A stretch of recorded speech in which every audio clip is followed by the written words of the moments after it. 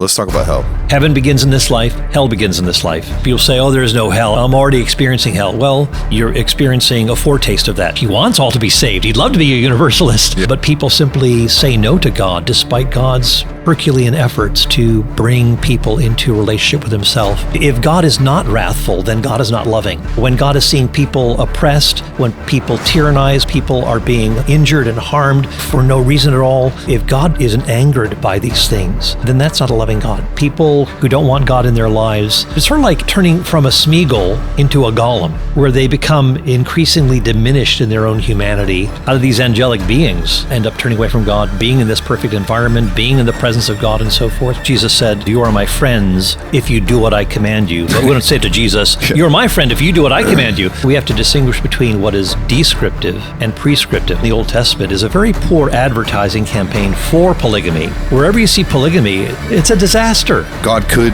technically outlaw slavery back then. Why didn't he? Well, hold on a minute. It says that if you strike your servant so that he dies, he will be avenged. That word avenged has to do with death penalty, my friends.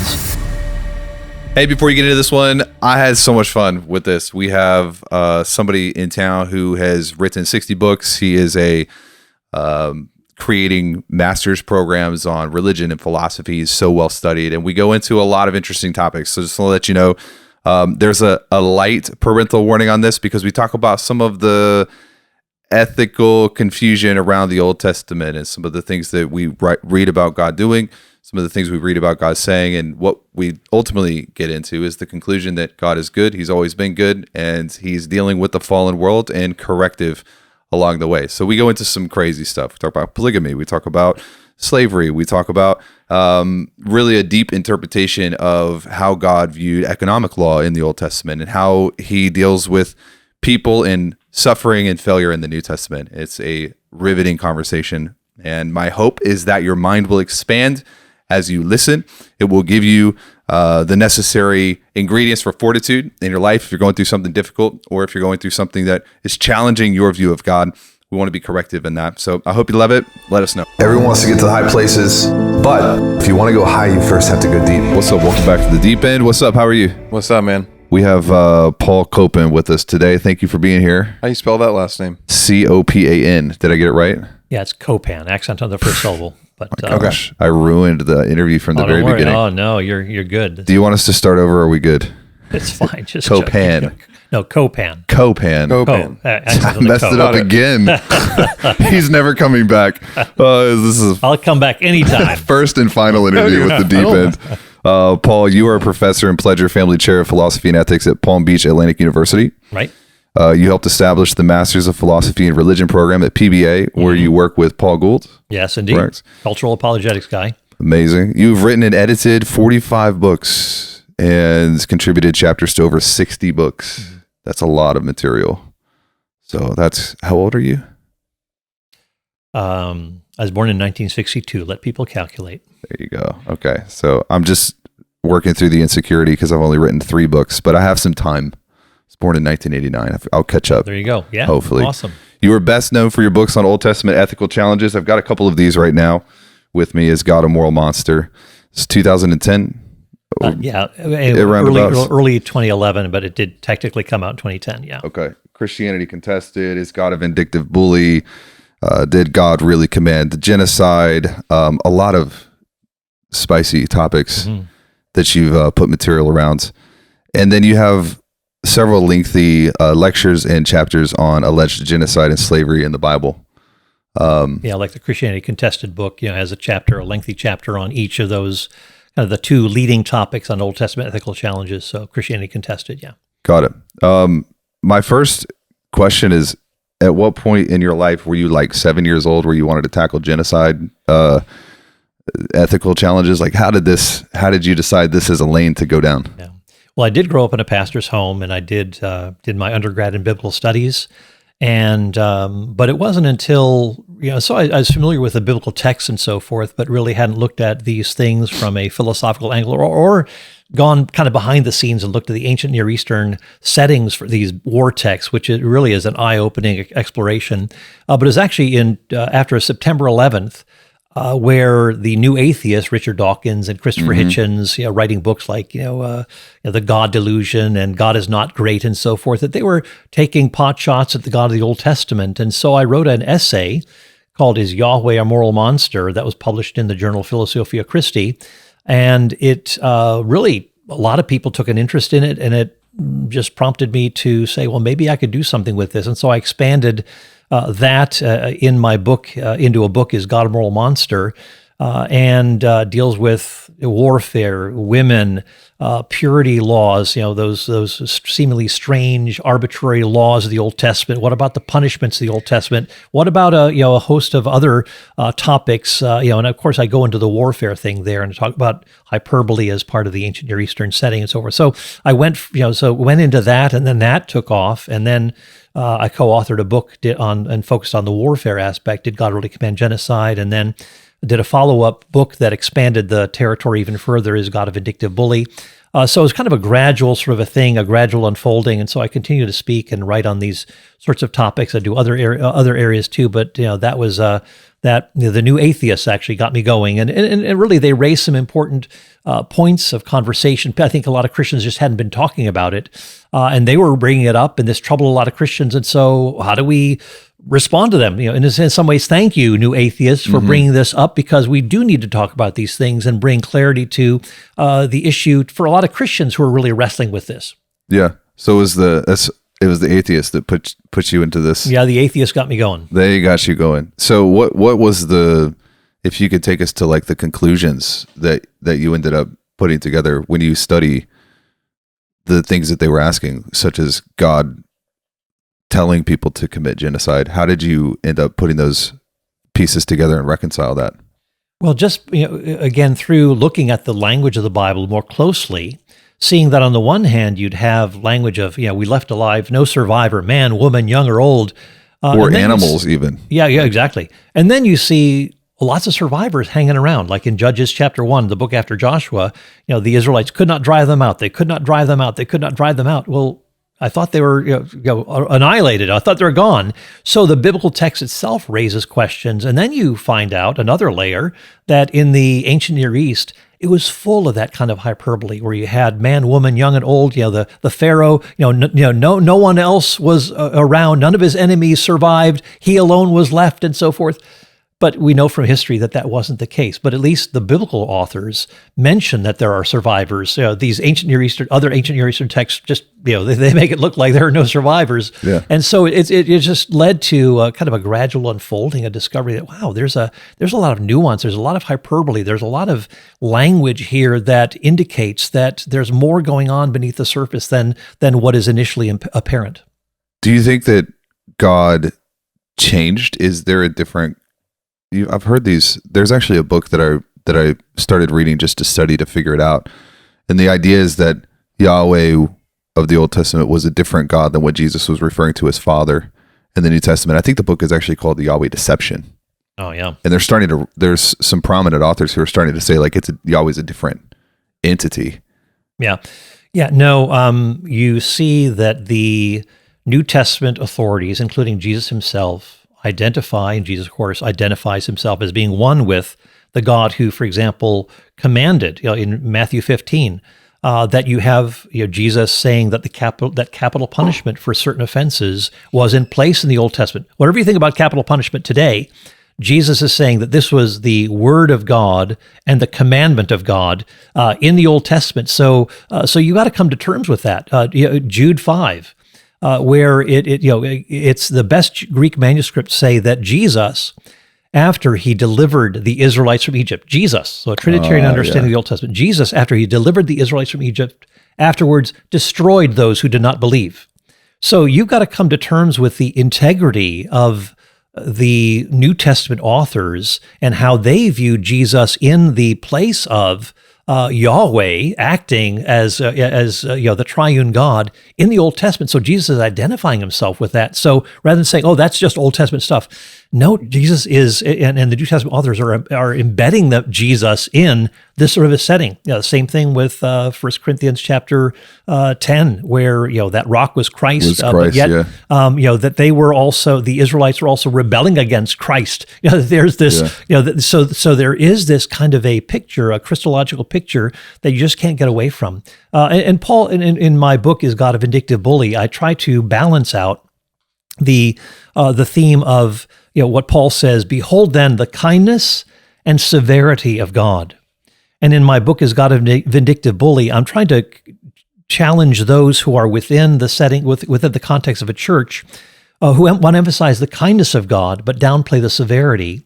And I'm also responding to some of those new atheist types who emphasize the severity, but ignore the kindness. And so we see both of them in the Old Testament and in the New Testament, that there's a continuity between the two. Jesus himself, we read about the wrath of the Lamb, that people are calling the rocks and mountains to fall upon them because of the wrath of the one who sits on the throne and the Lamb. And you also have Jesus himself in red letters, by the way, in Revelation chapter 2, where he's talking about this false prophetess Jezebel, where Jesus gives her time to repent, and then she refuses, and Jesus said that he's going to strike dead her followers. That's Jesus in red letters, speaking in this very strong and forceful way. Is that in Revelations? Revelation 2, 2:20 to 23, yep. Keep going. Sorry. Yeah. So no. I mean, I just wanted to say that there is there is a greater emphasis on grace and love in the New Testament, and blessing over cursing. But cursing does not go away in the like some of those harsh sounding psalms, those imprecatory psalms. Lord smash their teeth and so forth. Well, some of those imprecatory psalms are actually used in the New Testament. A lot of people don't want to talk about that, but that's part of there is a God who is just, who will bring vengeance. And you even have in Revelation 6 these redeemed martyrs who have been slain. They're calling on God, they're waiting, how long, O Lord, until you avenge our blood that has been shed by those who dwell upon the earth. So there's this call for God to act justly. In fact, as I interact with people from other cultures, here we're a lot of times reading this with a Western lens. Mm-hmm. I've spoken to people who have been through the Rwandan genocide and other parts of Africa where Christianity is under assault, say by Muslim terrorists and so forth. They're saying these harsh sounding psalms, those war texts, those bring actual comfort to us, that there is a God who's concerned about justice, a God who is concerned about those who are oppressed, that God is not going to let injustices sleep. He's going to act, and God is going to bring cosmic justice ultimately one day. We don't have that experience in America. That's right.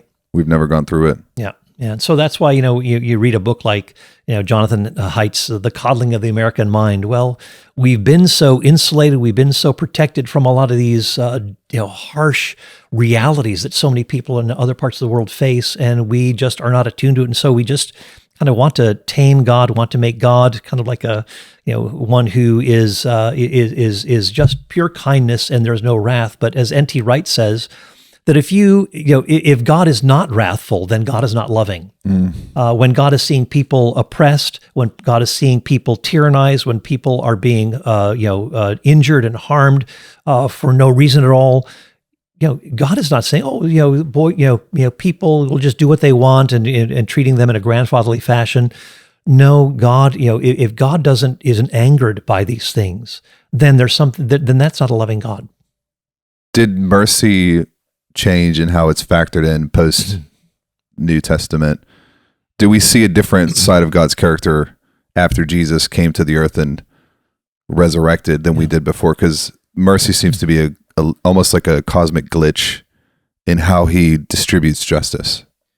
Well, we see that there is again, as I mentioned, there is a continuity between the Old and New Testaments. There's kindness and severity in both Testaments. With the coming of Jesus, we certainly see the intensification of God's love for humanity and so forth. But it doesn't mean that wrath or judgment go away.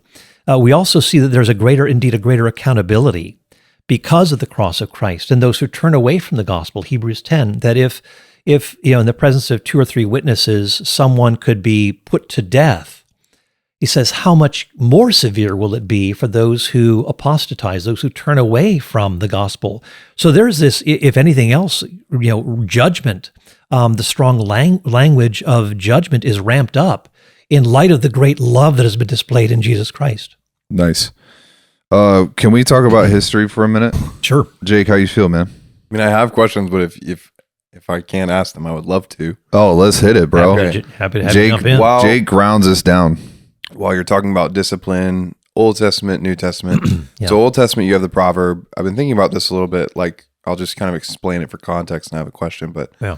when you look at Old Testament, it says, he who spares the rod from his child does not love him, essentially. And then you see in, I've heard a lot of people say, like nowadays, I've heard some people say like they think that God is no longer angry because he took all of his anger out on Jesus, essentially. So I've heard that. But then there's also some pieces in society right now that are like gentle parenting and things like that. And so I'm just curious, as we're talking about America and like this bit of coddling and like, it doesn't seem like it's necessarily a bad thing to be insulated from what I currently understand. But I'm curious on like, do you see it as like that it's bad that we're insulated? Does it seem like we don't have enough practices to get proper perspective and hold that a lot of the time so that we can understand things like discipline correctly? Right. Yeah. Well, even these texts from the Old Testament are applied to the New Testament, and so Hebrews 12 talks about not despising or resisting the discipline of the Lord. Whom the Lord loves, he disciplines. So the severity, the hardship that a lot of believers go through is a reflection of God's actual fatherly care, that we are not illegitimate children, that we are actually properly adopted children, and so God does discipline us for our own sakes. So discipline is not off the table, for the people of God, and certainly not within a family where you have. Again, you take it on a case by case basis, where you're, some children may not need any sort of a. Just maybe a stern word will be enough to correct someone. But another child may require a bit more force, a bit more stringency. But again, it's the goal is not to you don't do this out of anger, and it should be a last resort sort of thing too. But again, so you weigh these things, but the point is that discipline is important. Sometimes it might be more severe for one than another, but never with the point of bringing injury, but really having a corrective tone. Also doing so not in a spirit of anger or frustration, but rather in a kind of a cause and effect sort of a way, where you say, if you cross this line, then this is what is going to happen. These are the consequences that come. So those are I think that's an important context, but yet we, in our coddled American context, may bristle or resist those sorts of things. But as we look at the scriptures, we see that God is actually one who does bring discipline to us. He brings corrective measures to us to cause us to encourage us to grow and to truly flourish in our understanding of the loving fatherhood of God. Were there any big moments that you can remember, like stories? You said, you mentioned to Taylor's wife, Lindsay, that you guys have multiple kids. Your youngest is 28. So was there any big moments for you as a dad, like being someone who deeply thinks about philosophy? Then when you think about philosophy, you think about how does that affect your everyday life? Like what changes? Do you have any stories or things that come to mind when you think about how you were raising your kids in that area of discipline? Because I know this is kind of is this like a big thing that parents talk about too? Like I feel like I've heard a lot about this, but is it similar with your disciplining children? Yeah, like how you discipline kids and like just what kind of fruit that brings.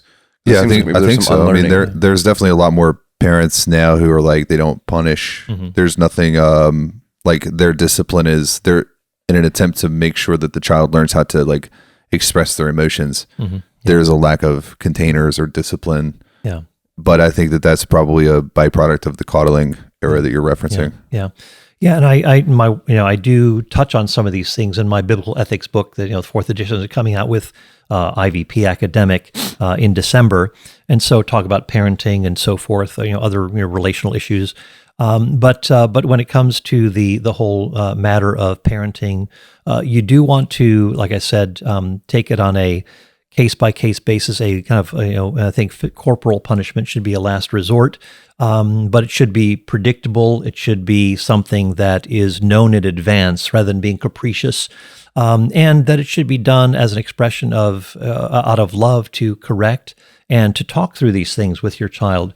Children aren't always able to understand things, and I just heard recently my wife, she listens to Tim Keller sermons every day, and he's really, really wonderful. And recently listening to a sermon, where a lot of people think that parents and children should have kind of a democratic relationship.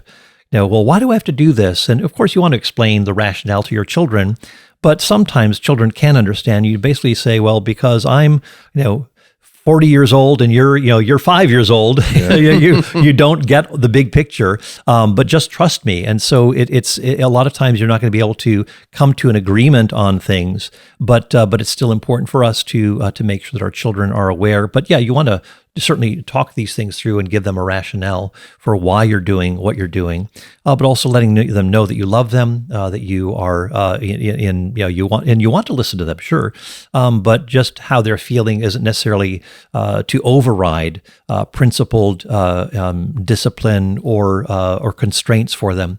Just even when you're teaching your children about apologizing. You don't say, well, until when you're ready, when you feel ready to apologize, then you go ahead and apologize. No, if they've done wrong, then you say, I want you to apologize right now. You, in a sense, train them to be ready to apologize, that this is the right thing to do, and it's not a matter of feelings. If you've done wrong, you may not want to apologize, but it's the right thing to do. So you're training them in these areas that may go against their feelings, but this is part of how parenting operates, how the Lord operates with us. We don't operate according to our feelings. Our feelings are only part of who we are. And so there's also the will, there's also character, the issues that need to be brought into the picture. So merely relying on emotions, which our culture does a lot, is a truncated view of our personhood.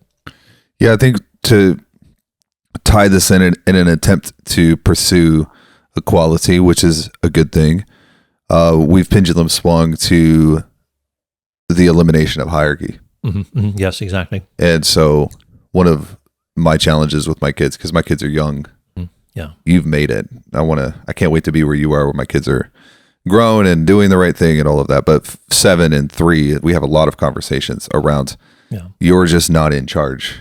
Yeah. There's nothing that you're in, like my 7-year-old. Like sometimes they'll say, what are you in charge of? Nothing except your attitude. That's the only thing you're in charge of. Yeah. And it seems, it feels probably painful for her in the moment, but it's like we have to have a sense of hierarchy because even when we're relating with God, I'm not equal with God. No.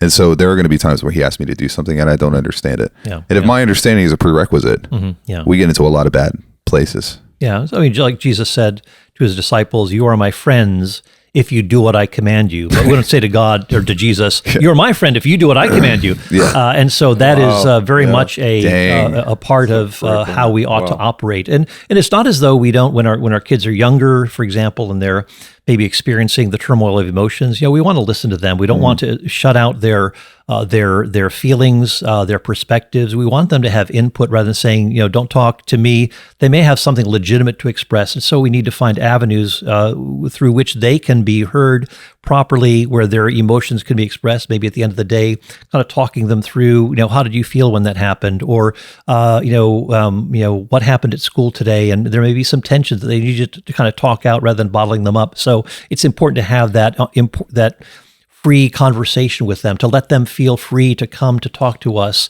rather than coming down hard on them every time they bring up something that might be maybe even a challenge to us. Maybe, when you said that to me, that, you really hurt my feelings, and really beyond the point of just a mere correction, but something, maybe you said something in anger, or you said something that should not have, have been said, allowing our children to say that, and then allowing the opportunity for us to apologize to our children. There has to be that too. Yeah. Where we don't, as Paul says, that fathers don't exasperate your children. They're human beings, and they have feelings and so forth, but but we also need to be attentive to some of the concerns in their own little hearts and making sure that the communication lines are open. Yeah. Okay. Last thing before I want Okay, go for it. I know you have somewhere you want to go, but I this is the last thing on it. For the parents that hear that and they're like, I actually never considered that before. What would you say that's really like in like real life? What's it actually like to experience as a parent if that's like a brand new concept to start integrating that, or if it sounds scary at first? Which part? The hey, we're gonna deal with this way now, and then we're gonna talk about the feelings later. For parents, I literally don't know what that's like. Jake's about to have a kid. That's why he's asking all the parenting questions. Yeah, there you go. Maybe that's actually a good point. Yeah. Well, I think that of course, it's easier to correct things earlier on than as things go along. And so you want to establish good patterns of communication, of drawing firm lines, but also I think giving some flexibility. Your kids are watching a program, or a video or something, and you say, okay, it's dinner time, turn off the TV. Well, maybe give them a little bit of a warning. So as not to frustrate them, say, okay, guys, in 10 minutes, we're going to be eating. So we're going to, you're going to watch. I'm going to tell you that you need to come to the table so that you're not saying, come immediately or else you're disobeying me. I think we want to work with their own situations, their own project, what they happen to be involved in, so that we don't frustrate them needlessly. I think when it comes to the beginning with anticipating the coming of a child, I think you want to build just a real context of love, knowing that your children know that you love them, that you are there for them, that no matter what corrections you may give to them, that you come back to them at the end of the day and talk things through. Let the evening maybe be a time where you're not just praying with them, reading a Bible story or whatever with them, but also letting that be an opportunity to really connect at an emotional level. Those evening times can be very special, very important. A lot of times around the dinner table was when we'd have lots of great conversations, and people could say, what were your highs and lows in the day? Just letting them share about, each one having a place at the table. And we've got 6 kids. And so just allowing them to have that kind of a say, giving each person a sense of, I have a place of belonging in this family. I have a sense of identity. And you're creating a kind of family culture. And parenting involves a lot of intentionality. It is not, you don't do parenting in a slipshod, haphazard way. It takes a lot of planning. It takes a lot of preparation. It takes a lot of intentionality. So those are a few things that I would maybe leave with an up-and-coming father here. That's great. Thank you, Paul. All right, I'm gonna take us into some waves here in a sec, but I'll say one thing because this came to mind. So my daughter's at school right now, or no, she's at the zoo. You got to meet my son. Yeah. But we got an email from her school that last week she tackled somebody because they had something that she wanted. Oh no. Then somebody was crying and she said, why are you a baby all the time, and crying about everything. And then she had a bad attitude during Bible study. And so my wife was talking to her about it, because this is interesting, because you have to sort of respect their growing intelligence while at the same time putting parameters in place. And so my wife talked to her about it, and she said, I don't remember tackling that kid. She said, my teacher's lying on me to get me in trouble. That's not a great response. And then she said, well, that kid does cry all the time, and I think he needs to stop. That's not a good response. And then she said, I did have a bad attitude last week, but that was in the past, and I'm moving forward. Okay, all right. So there's some in there that's really healthy. That is in the past. Let's move forward. But at the same time, teaching them how to, something may happen and they don't necessarily understand what it means. I think this happens with God and us all the time, where God loves to have the conversation, but there is a right and a wrong. And we are, sometimes I think we learn how God responds to us by how our children respond to you. We learn that relationship. Yeah, absolutely. Yeah. So that's going to be fun to watch you navigate. That does sound like a lot of fun. Okay, let's dive into history. Okay. I'm ready to go. Okay. This is going to be some of my favorite conversations. Yeah. I love all your history books on your bookshelves here, and just a lot of same authors that I've appreciated. So I was telling you before, history has pulled me through some really difficult moments, because when you hear people talk today, sometimes on social media, it's almost like they think that everything's getting worse. But when you study the Civil War, it's a lot better now than it was. We just watched this. There's a docuseries on Netflix called Death by Lightning about James Garfield. He was assassinated 3 or 4 months into his presidency. And the doctors killed him. He would have recovered completely. So when you look at like the medical developments, and everyone's hating on the medical scene all the time, but it's fascinating when you look back and you realize how far we've actually come. And history helps anchor me. But for biblical history, I've seen you handle really difficult questions. And so I just want to like organize some thoughts in my mind to try to figure out what's going on, especially in the Old Testament. Yeah. If you study God and how his command structure worked back then, I think if a human father behaved the way that God behaves in some doctrines, we would call that human father abusive and vindictive and a little bit unhinged.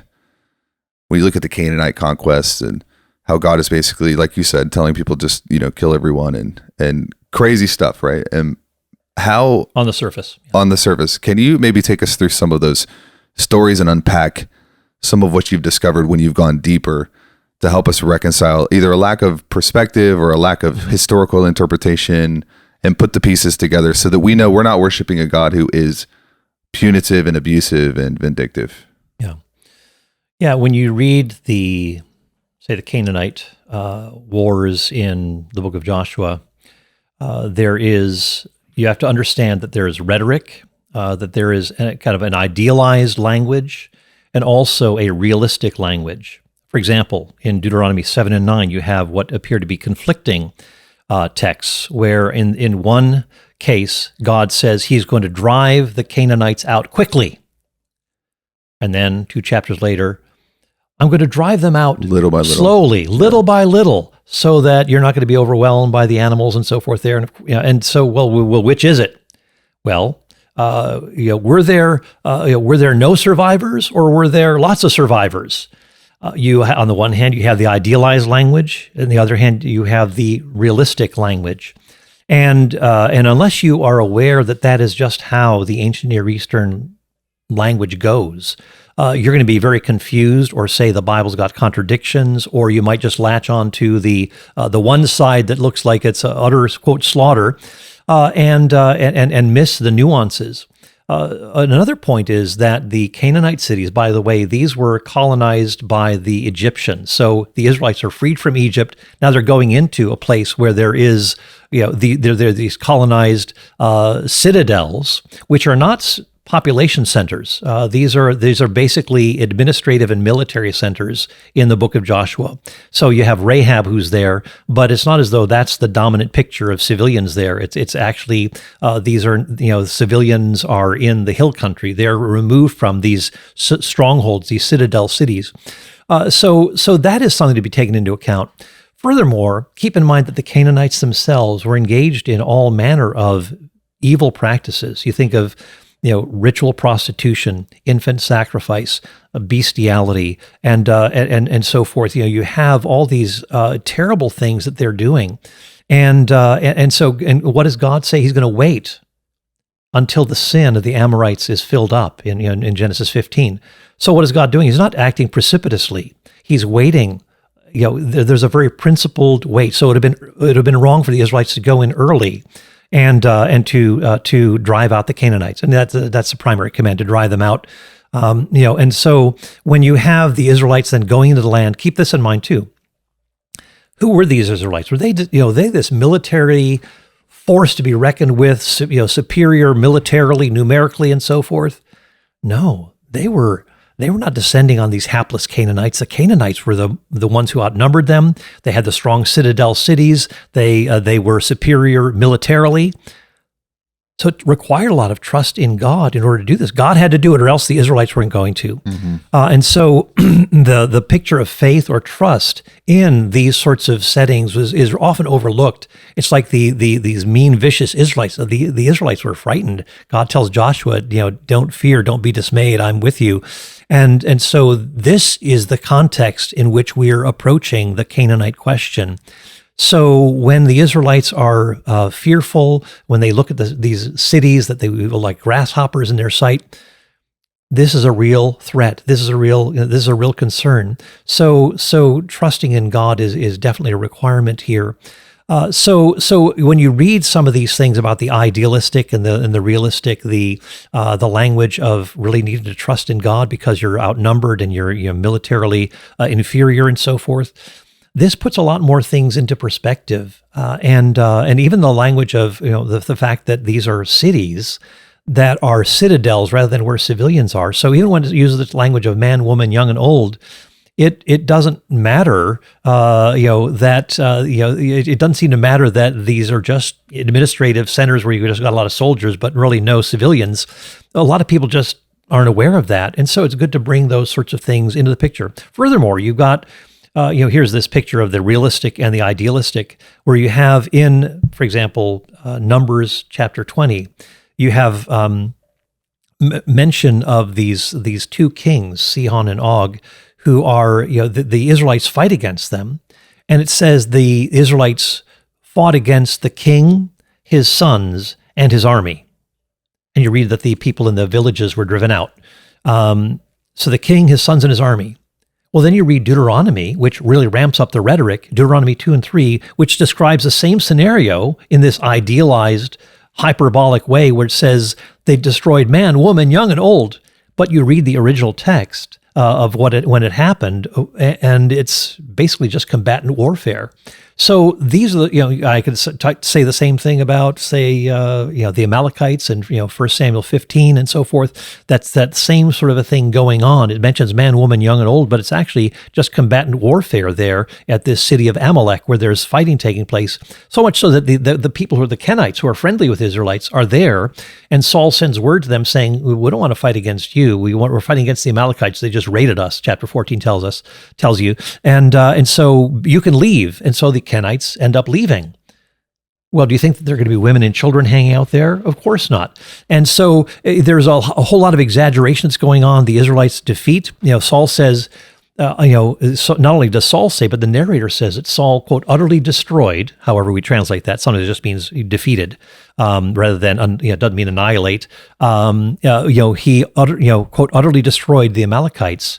Well, then we read in chapters 27 and 30 that David is fighting against the Amalekites. Well, I thought they were utterly destroyed. Are they utterly wiped out? Well, no, that's just how the language works. And once you see this in perspective, you recognize that there's something more going on here. There are clues in that because some would say that, Saul is ultimately dethroned because he doesn't follow the instruction to utterly destroy. He gets in trouble because he leaves livestock alive, right? Well, yeah. From that citadel city, in verse 5, it says that they were fighting at the city of Amalek.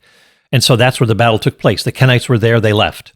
So they're not going to be women and children there, but it does use that language of man, woman, young, and old, and the animals too. So Saul did keep animals from that battle scene for himself, and he didn't kill Agag. And it goes on to say in that same chapter that Saul built a memorial to himself. So here he is. It's basically an opportunity to show his status rather than making God's name great. He's trying to make his own name great, and so that's why he's keeping King Agag alive as a trophy of his victory. And God will have none of it. Saul was disobedient. So what's the line between something that's like hyperbolic and something that's literal? Because if it's mostly hyperbole, and then Saul gets in trouble because he leaves some people alive, how do we know what's literal, what God is saying legitimately you must destroy everything, versus like just the way that they spoke? Right. Well, keep in mind that as you look at some other texts, like in Deuteronomy 7 and Deuteronomy 20, where it talks about, that language of leave alive nothing that breathes and so forth. There's this, sweeping language that's being utilized, again, standard ancient Near Eastern war text stuff. But Moses is saying this in Deuteronomy. And then we get to Joshua, the next book, and in chapter 11, for example, it says that Joshua did all that Moses commanded. Okay, well, if he's following Deuteronomy 7 to Deuteronomy 20, and it talks about, obliterating everybody, why are there so many survivors in Joshua and also in Judges? It appears that Moses also had this hyperbolic rhetoric in mind as well, that you basically, and it's interesting too that not only that, You have mention throughout the book of Joshua of people who are Canaanites who are actually coming into the people of God. You have in chapter 2, you have Rahab. You have in chapter 8, you have these strangers in Shechem who are listening to the reading of the law. These are Canaanites who are there part of this covenant renewal ceremony in chapter 8. So God is not it's not as though it's an ethnic thing. Rather, it's an ethical and idolatrous sort of a matter where if the Canaanites are going to be a pernicious influence on the Israelites through their idolatry and so forth, then that's when there's a problem. And I like to use this example of Nazi Germany. Again, not original with me, but John Walton uses this example where he talks about how when during the Nazi era, the Allies, sought to when they actually were victorious, they destroyed all the symbols of Nazi ideology. They executed those in the hierarchy and so forth. But basically, once that was done, you had the German people still largely intact. And what the goal was, it was to remove the identity of Nazism from the German people. The goal was not, there wasn't a hostility to the Germans per se, but to this Nazi ideology. In the same way, the Lord desires that the Canaanite ideology, their idolatry and their sexual practices and so forth, that those were to be repudiated. But it wasn't as though the Canaanites themselves were their ethnicity was the problem. And so you have a lot of Canaanites who are actually incorporated into the people of God, as you read even up into the time of David and so forth. That there are Canaanites who are still around, and indeed God's own goal, as we read in the prophets and in the Psalms, that God desires to include those Canaanite peoples, the Jebusites and so forth, as the redeemed people of God. So God has a long-term vision for those Canaanite peoples. That He is not. It's not as though there's this hostility against them because they are just ethnically Canaanite, but rather He desires that all the nations of the earth be blessed through that blessing of Abraham we read about in Genesis chapter 12. Got it.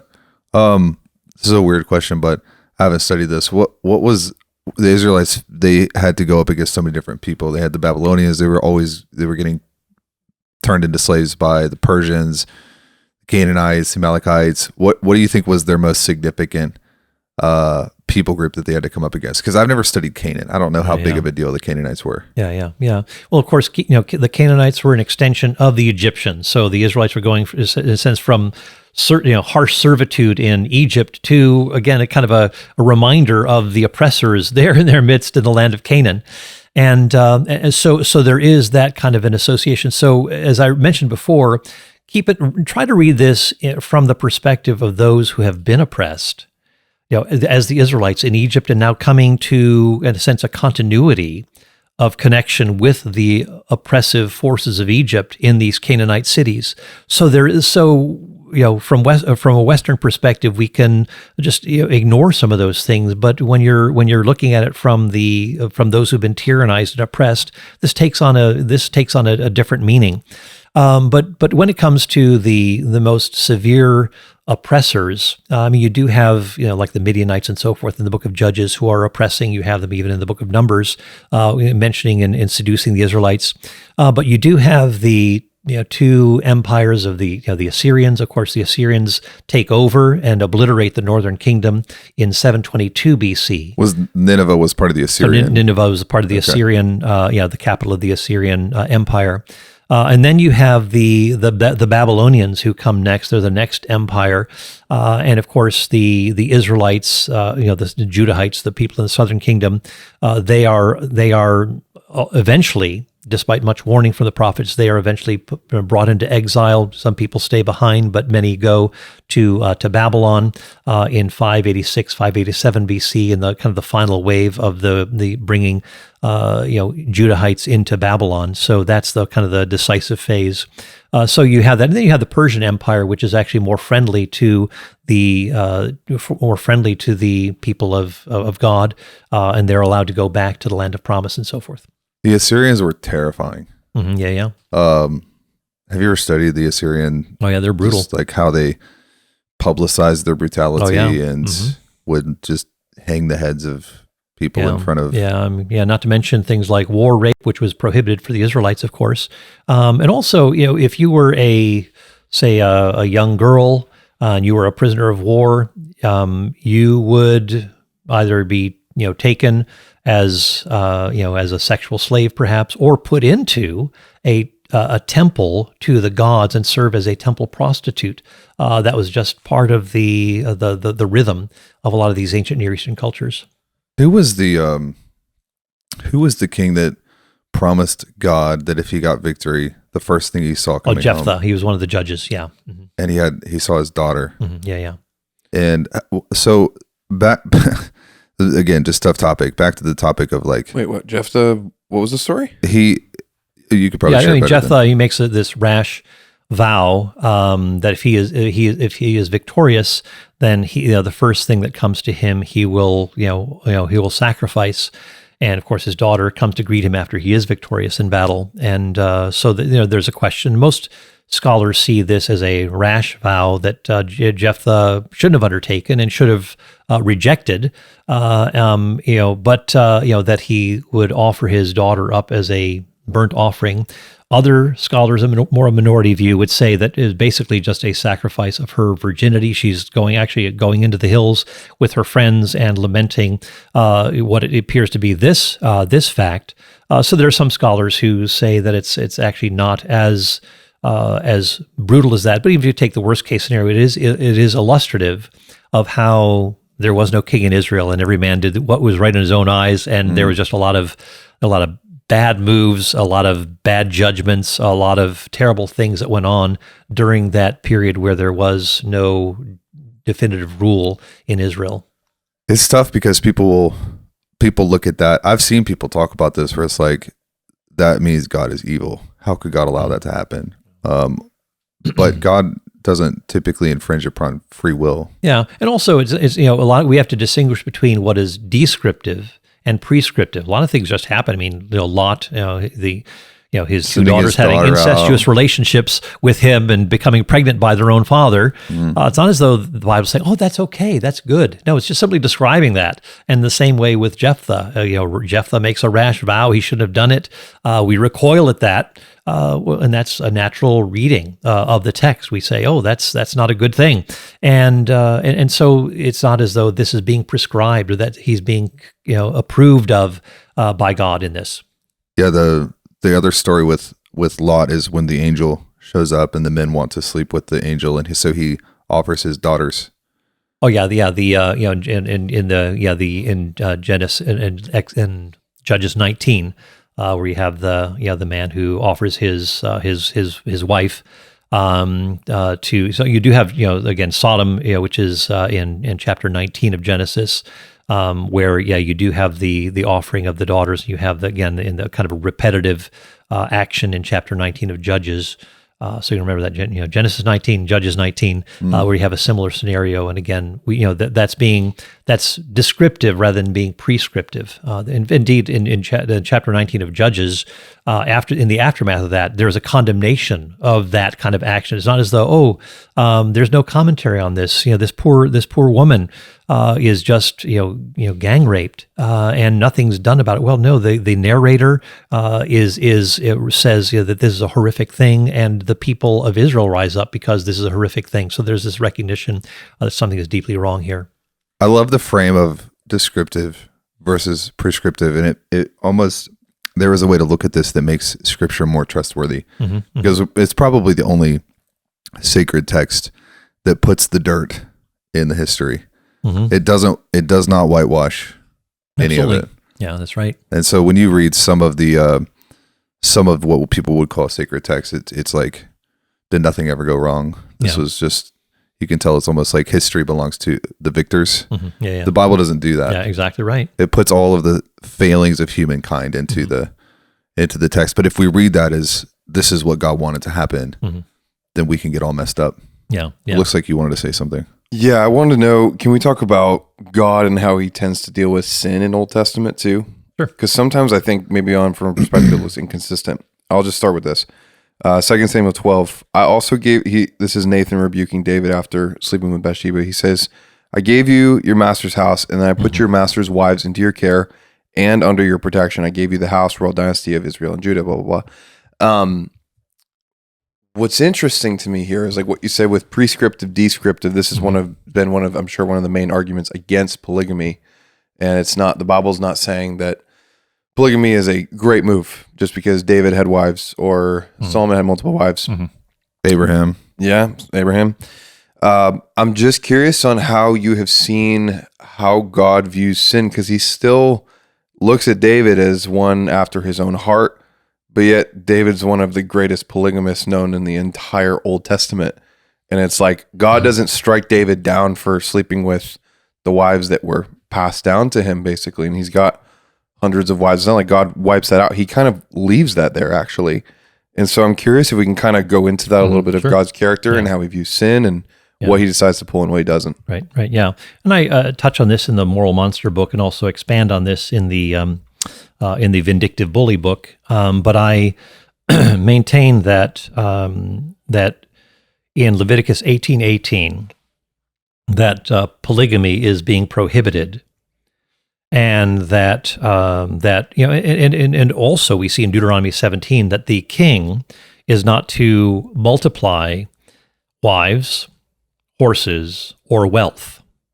And we see, for example, in 1 Kings 1 through 10, we see Solomon doing that. We also see David doing that. He's gradually accumulating wives. He is gradually accumulating wealth.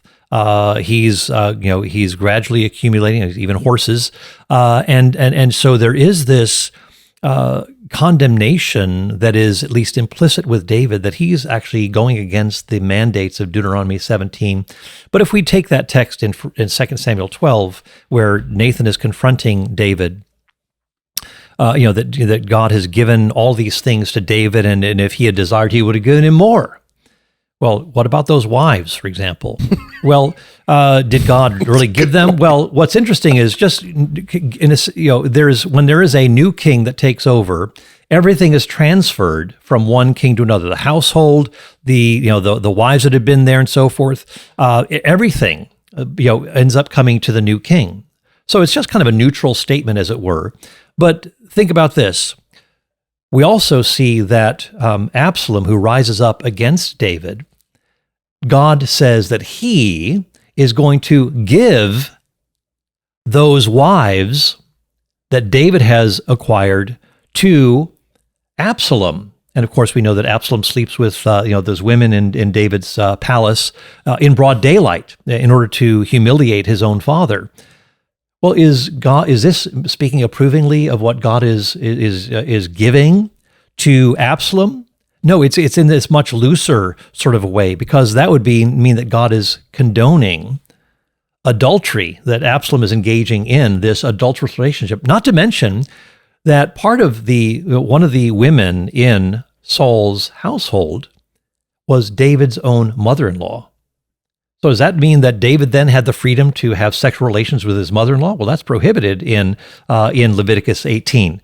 So you've got these sorts of, we need to keep some of these other issues in mind as well that bring, I think, a little bit more perspective on this. Furthermore, when you look at polygamy in the Old Testament, it is a very poor advertising campaign for polygamy.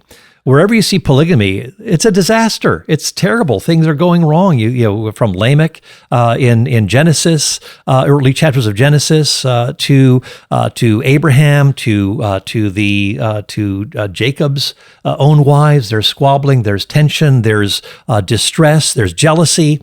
So all of these things are really look negatively on polygamy. So anyway, maybe that's enough said about those sorts of things, but would encourage people to take a look at the Moral Monster and Vindictive Bully books. Why does it say that God was going to give David's wives to Absalom? Because God didn't approve of Absalom. Exactly. That's part of my point. So when it says, I gave you these things, there's a certain kind of general thing. I mean, you talk about, God gave him kingship, God gave him wealth, God gave him, this household and so forth. So it's a kind of a general description rather than, but he gave those wives too. Well, I think be careful here, because God himself is telling the kings in Deuteronomy 7 not to accumulate wives. So I think we need to keep some of these texts in mind and hold them in a certain abeyance as we kind of work through these texts. Yeah. Okay. Go ahead. I just noticed it seems like there's maybe you've codified differently, but based on what you're saying, it almost sounds like there's two kinds of punishment that God had, which was just self-inflicted delayed punishment, and then would you feel like it's true to say like involvement punishment where he personally directly acts? Yeah, it's like, have you noticed that and codified that? And like, if so, how do we even see that in everyday life? And like, how do we view that in our everyday life to where we can actually see, oh, how did God like start to understand how God got there? Yeah, well, I mean, that's a wide-ranging question. Let me just say something first. Even though I do hold to the fact that, or I maintain the view that polygamy is prohibited in the Old Testament, especially in Leviticus 18:18. I do recognize that it's a minority position, but I think it can be well defended. But the majority position of evangelicals is that polygamy was something that was permitted. It wasn't God's ideal, but it was permitted in ancient Israel for whatever reason, couldn't be enforced or whatever economic sorts of considerations. But that is, I just want to put that on the table as well.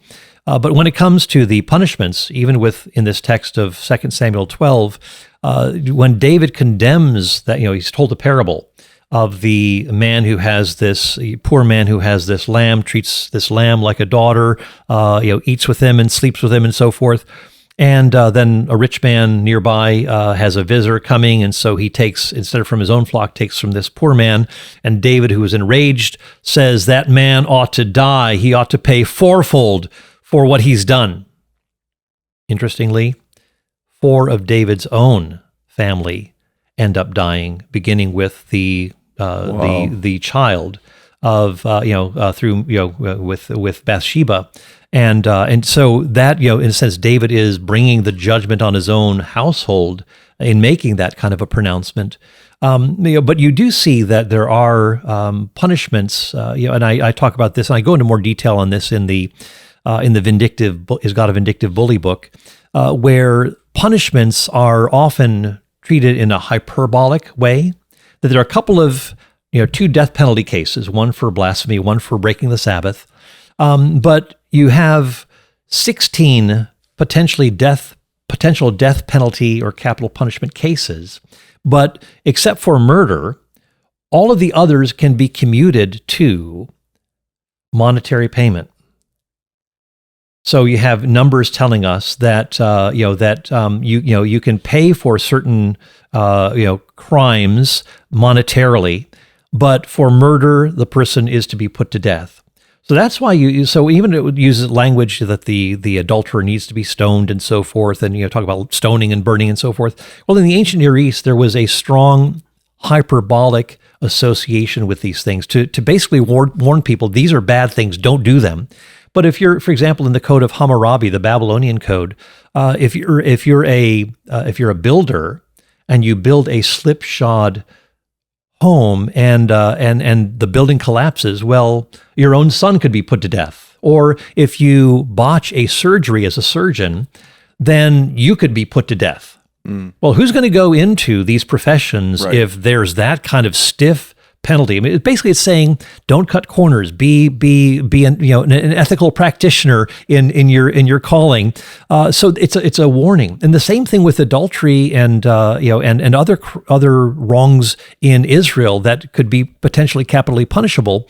But when you read, for example, there's a lot of adultery in the law and in the narratives of the Old Testament, but you don't see people being stoned to death for them. In Proverbs 6 and 7, for example, adultery is dealt with in terms of interfamily relationships. There's shame and humiliation, and then that's the punishment. And even when it talks about cursing your father and mother being put to death, well, even there it's in Proverbs says that the one who curses his father and mother, his light is going to go out. It's basically just there's a negative consequence, a negative association that comes with this: shame, deprivation, all sorts of negative associations with that way of life. And but again, it's not as though take that person to court, take that person to the judge, put him to death. There is you just don't have that sort of thing. So I argue for a lot of hyperbole in the law of Moses itself.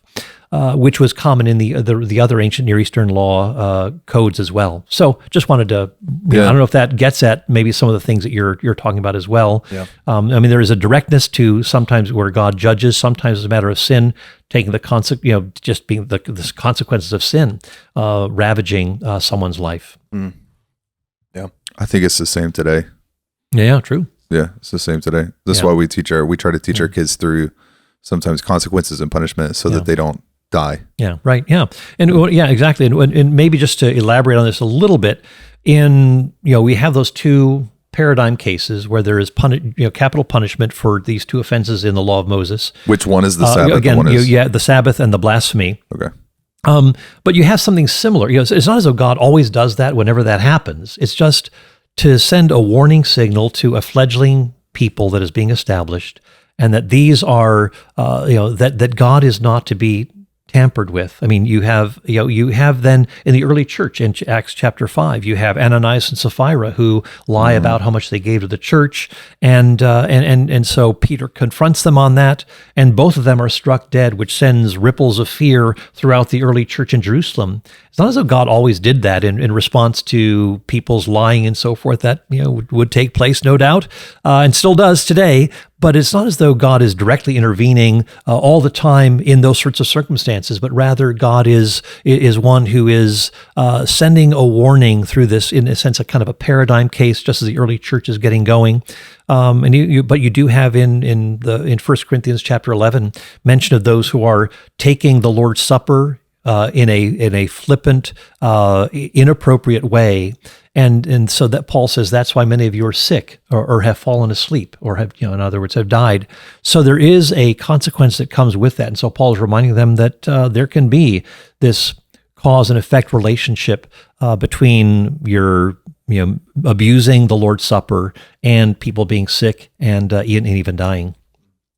I think a lot of this comes down to cultural implications. Can we talk about some of those, like the differences between moral absolutism and, like, in the Moses' laws, almost taking a people that are in one culture and trying to sort of fix them based on the culture at the time. Right. You talk about this a little bit in your book, Biblical Ethics, and how they've sort of adjusted. C.S. Lewis calls this chronological snobbery.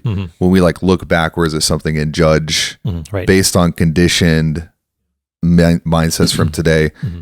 Is that a lot of, when you see the discrepancy today between the Old Testament and what we know is good and bad today, is a lot of it coming down to this recency bias that we have from cultural conditioning? Right. Yeah, I think I think there's an excellent point, and I would say yes, there is a lot to that. It reminds me of the chronological snobbery thing of C.S. Lewis. I'm reminded of Alexander Pope's essay on man. He says, "We think our fathers fools, so wise we grow. Our wiser sons, no doubt, will think us so." Yes, we think our fathers fools, so wise we grow. Our wiser sons, no doubt, will think us so. And there is that. It's kind of ironic too that the Western civilization has been built on biblical principles. And yet, in some ways, we're using some of those, this kind of heightened moral awareness to then condemn what was going on. Look at what God did to that or this or that person or to that nation, etc. And a lot of times we don't recognize that there is a kind of building that is taking place. And when God is speaking to the people of Israel, giving them laws, He is doing so in a way that is, in one way, concessionary. That God, and Jesus Himself says this in Matthew 19:8 when it comes to divorce laws, that it says Moses permitted these things because of the hardness of your hearts. So it's not as though these are the moral ideals, but God is permitting certain things within that context because of where the people are, because of their hardness of heart and so forth. And so we need to think of the law of Moses in many points as not giving to us the moral ceiling, but more like an ethical floor, kind of a baseline here, and regulating certain things, controlling things, keeping things from getting out of hand. But it's not as though this is the moral ideal. You may not be committing adultery, but it's not as though you're loving the Lord your God with all your heart, soul, mind, and strength either. That's just kind of a negative command. Avoid those things, but that's not the epitome of virtue. That's something that's far higher and grander.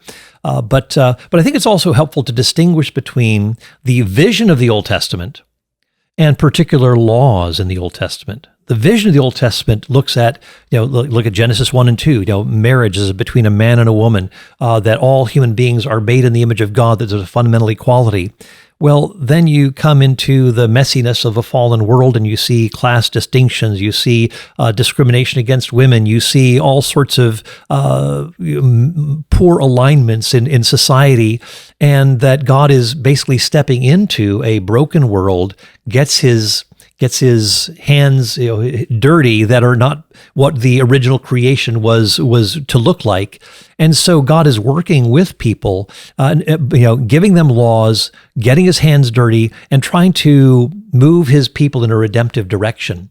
So that is what we see, I think, going on here. And when you look at, and I do this in the Vindictive Bully book in particular, I compare Israel's laws with the laws of the surrounding nations. And when you compare the law codes, like the law of Moses, and the other nations around them, Israel, its law code has a far greater moral level. For example, when it comes to treating foreigners, when it comes to helping the poor, when it comes to the matters of even the Sabbath legislation that's unique in the ancient Near East, you have all sorts of things where the Israelites are distinctive in how they're to live their lives compared to the rest of the ancient Near Eastern cultures, which had kind of cruel and punishing sorts of interest rates. There was no concern about foreigners in the land. There was a fundamental hierarchical structure in these societies, and so you had lesser punishments for those at the upper levels and more stiff punishments for those at the lower levels. Whereas the Israelites are basically operating with a strongly democratized ethic, that the king is subject to those laws as the common person is, and you don't have that rigid hierarchy in Israel that you do in these other nations. Well, I think we can spend some time here because we've seen this over and over. The snobbery, it's in science, it would be like presentism, like a present bias. But Right, yeah. I was reading the other day about James Madison in 1790. Benjamin Franklin is trying to get rid of slavery in the United States. And James Madison is basically like, we can't right now. When we read the stories of Jefferson, Madison, Franklin, Even Washington. It's almost impossible to reconcile what we know is good and bad right now with the dilemma that these guys were in 1790, because it would pull the country apart. Virginia's already about to go do its own thing, and no one today would argue for slavery. Well, that's actually possibly false. There might be crazy people who are still into that, but most legitimate humans today, none of us would be a fan of slavery. Sure. It's horrible. We already dealt with it. We tried to get rid of it, but the issue of equality still shows up, and it's just we have a dark history with that. But then you see in Old Testament, you see the same thing where God's giving rules for how to treat your slaves. How do we, God could technically outlaw slavery back then. Why didn't he? No. Well, this is a multi-layered answer. But first of all, the term slave or slavery itself is problematic in our modern translations. In older translations, it didn't use slave or slavery, like the King James Version just has it one time, and that's not even in the Hebrew text in Jeremiah. It's just inserted by the translator. But you had more things like servant or bondservant, but not slave. But now that we've been through all that we have since 1611, with colonial, kind of modern day slavery, you have civil war, you have Jim Crow laws, you have the Dred Scott decision, of course, before the Civil War, and all these layers of racial prejudice, of ownership of slaves and so forth. Terrible things. And now that modern translations are using slavery, as though and what it does is it conjures up the notions of modern day slavery and biases people against what the scriptures are actually saying about the humanity of the slave. So what do we mean when we talk about what is the evil of slavery? What is inherently wrong with it? Is it just hard work, tedious work? Is it maybe even the government saying, you got to help build roads, or you got to help serve in the military for 2 years, like in some countries in Europe? Pardon? With maybe not a lot of pay. With not a lot of pay. Oh, this is slavery. Well, no, that's different. Where slavery is actually the ownership of another person, such that you can do whatever you want to that person. That person is at your disposal, body as it were. You could even to the point of killing that person, and you do see that going on in the antebellum South. What the scriptures are talking about. It's interesting that. And I only bring this out in my book, Christianity Contested, because I'm kind of thinking through these issues and updating and so forth. And so in Christianity Contested, I have a chapter on quote, slavery. And what I point out is that there is a prohibition in Exodus where you're not allowed to tattoo someone. Tattoos were prohibited. Well, what was the association with tattoos in the ancient Near East? Well, some people think it's idolatry, that you belong to a god or something. No, actually, that's a lesser likely explanation.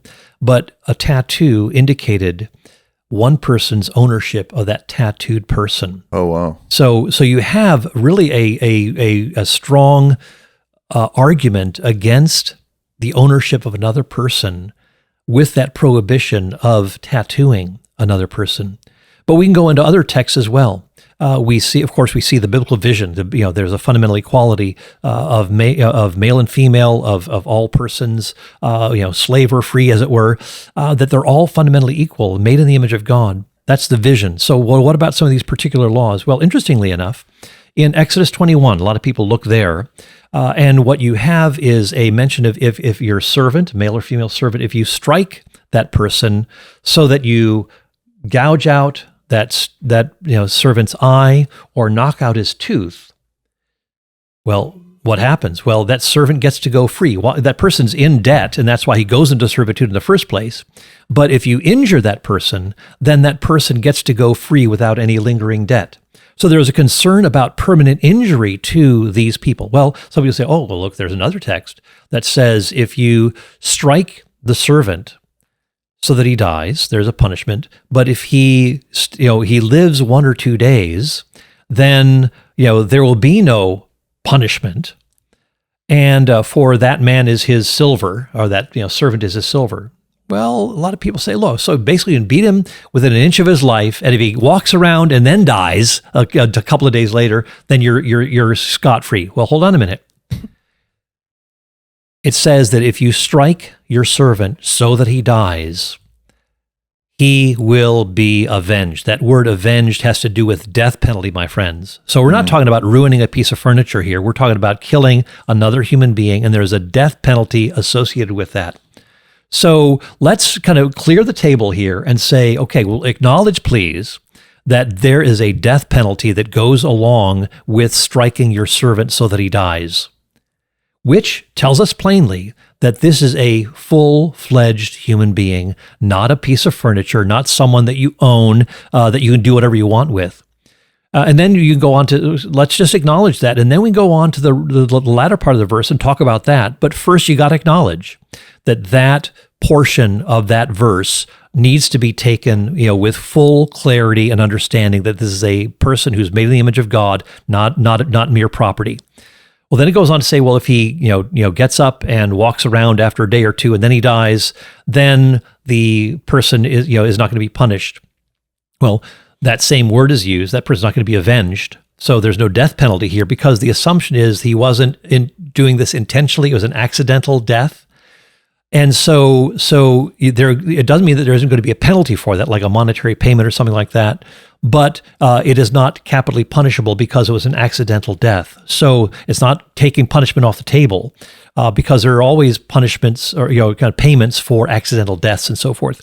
But then it goes on to say that he is his silver. Well, even that is ambiguous. Should it be he is his silver? One translation has he is his property, but it's silver. Well, or it could be translated that is his silver. Well, what is that referring to? Well, this passage comes in the context of accidental injury, and in the preceding verses, it talks about a person who has been injured, and the person who brought injury is to pay for the medical bills. His silver, as it were. And so if this person who has injured his servant then takes on the medical bills and tries to show goodwill, then the judge will take this into consideration that this medical payment, that is his silver, is an indication of goodwill, that this was not intentional, that it was not murderous intent from the very beginning.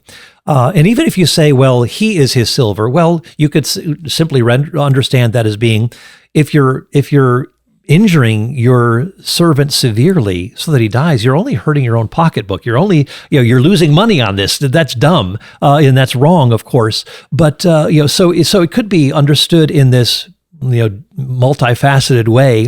And so just to say, oh, you can do whatever you want with them, no, that's kind of a flippant, dismissive, uncharitable way of looking at the text. Let's look at this again. First of all, look at that first part of the text, and then really that should clear away any sort of misunderstanding about the status of this servant. He is a full-fledged human being, and if you take his life intentionally, your life will be taken.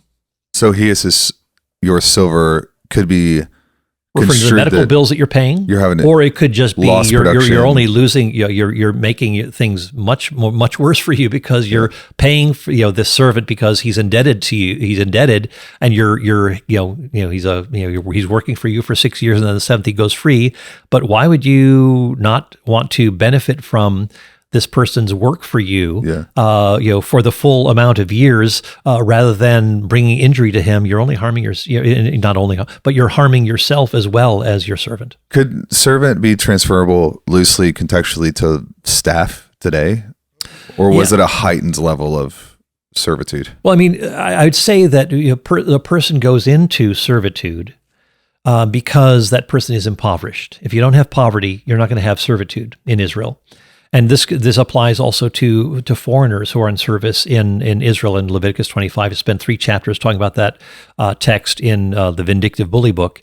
It's interesting that even those who are foreigners, and basically I would say that you could use that term employee, in fact, an employer-employee relationship, and I do maintain that is workable because the word servant itself comes from the root word avad, eved, servant, avad. The verb means to work or to serve, so it has kind of a labor involvement here, and so you can talk about someone who is working as a contracted hire for someone for 6 years. It's sort of like, an indentured servant who had come from the old country to the colonies and would work for 7 years to pay for the passage of the ship. And then once he was done, he was able to go about freely as an ordinary citizen would, and had no debt hanging over his head. And in the same way, that's how indentured servitude worked in Israel as well. You paid off your debt. You couldn't go beyond 6 years unless voluntarily you said, I love my master, my employer, and you dedicate yourself to being in his household for the rest of his life, rest of your life. And this was seen as something positive. So what's interesting is that you have a couple of factors here. You have, one, the possibility of just staying on as a servant, which shows you that it's not this kind of degrading sort of a thing. Because who would want to stay on? Exactly, totally. And also foreigners, who came from slave situations or servant situations outside of Israel, could, the law of Moses says they could settle in any of Israel's cities. They were not to be sent back to their master, which would mean probably some sort of severe punishment, perhaps bodily mutilations and so forth. And so Israel was rather than sending them back to the source of oppression, could take them in and let them settle in Israel's cities. So basically, and even in 1 Samuel 25, we have mentioned Nabal, Abigail's husband, is telling David's servants that servants are kind of running free, kind of leaving probably oppressive situations within Israel itself. So whether it's domestically or foreign, one scholar says that basically through runaway, you could leave an oppressive situation, whether in Israel or outside of Israel, and you could also voluntarily stay on if you liked your situation, which fundamentally undercuts the, quote, institutionalization of slavery, because you can enter into certain things through either running, a new situation by running away or by adopting this, employer as someone you want to work for permanently. So it really removes the spirit of that, what we associate with modern day slavery of ownership and so forth, and oppression and tyranny and so forth. You see all of that lifted, even in Leviticus 25, which is kind of the major text that people will focus on. And I spent a lot of time looking at that. Where you have foreigners who are who come into Israel, that they can be you can keep these servants in your household from generation to generation. Typically that didn't happen because they were assimilated into Israel. You'd have sometimes servants who would foreign servants who would marry Israelites and so on. But it says that if this sojourner who is this foreigner or alien who is sojourning among you, these people you can have as servants. It says if he becomes a person of means or prospers, he can actually take on an Israelite servant to work for him. So it's possible that if you're in this situation as a foreigner, you can actually rise in status and improve your lot to the point that you can actually hire an Israelite to work for you. So it's kind of interesting that you can, even the language of buying and selling and so forth, this is merely transactional language. We talk about teams having, being traded from one team to another, teams having owners and so forth, buying this player and so forth. It is that kind of transactional language, but it's not as though this is not as though this is somehow, LeBron James was traded, from the Cleveland Cavaliers. That's not a diminishing of his status. It's just using this kind of transactional language. And so those are the sorts of things that I want to talk about and try to emphasize.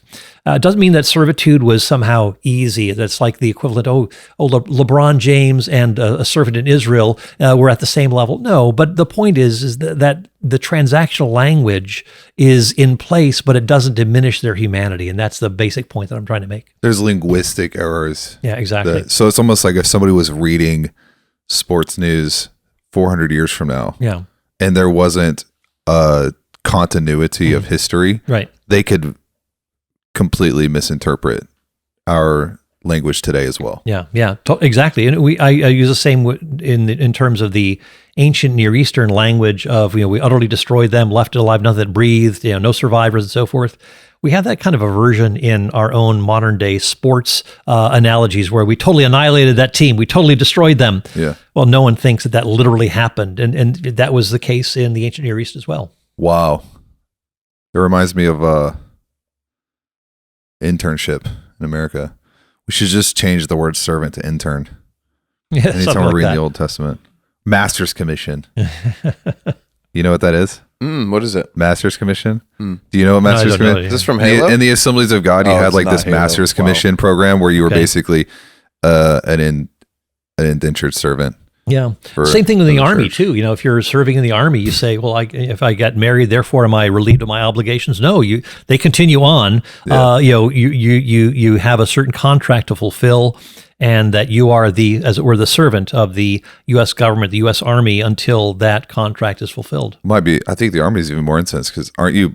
Don't the contracts for the military is more ownership than service? Well, I mean, it's kind of a provisional sort of a thing. You do sign on for a certain thing. I mean, you do this with any contract. You're a servant of any contract that you sign. Yeah. So this is, but it doesn't have to be seen in terms of this is like antebellum slavery or something like that. Have you studied any of Thomas Sowell's work on the antebellum South? And I'm a big fan of Thomas Sowell. That's a giant exploratory can of worms when you study the culture of the South and where they came from, Scots and No, it's I appreciate Thomas Sowell, and another person that I've appreciated is Nigel Biggar, who is a British moral philosopher and theologian who is at Oxford, and I know him personally, and he wrote a book on colonialism, a moral reckoning, and he looks at colonialism. He recognizes that there are some wrong things that were done, but largely And this is where he talks about slavery. What does slavery mean? And he says that if we are, he talks about how slavery has been part of the human condition, from the, of course, people tend to pick out Westerners as the ones who are the enslavers.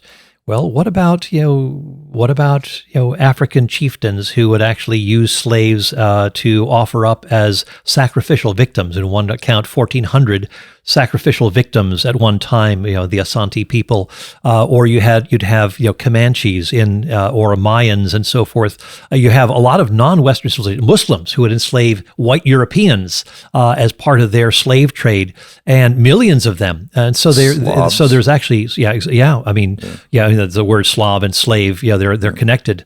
Also you have what is interesting is that slavery under Islam was even greater than modern day black slavery from Africa.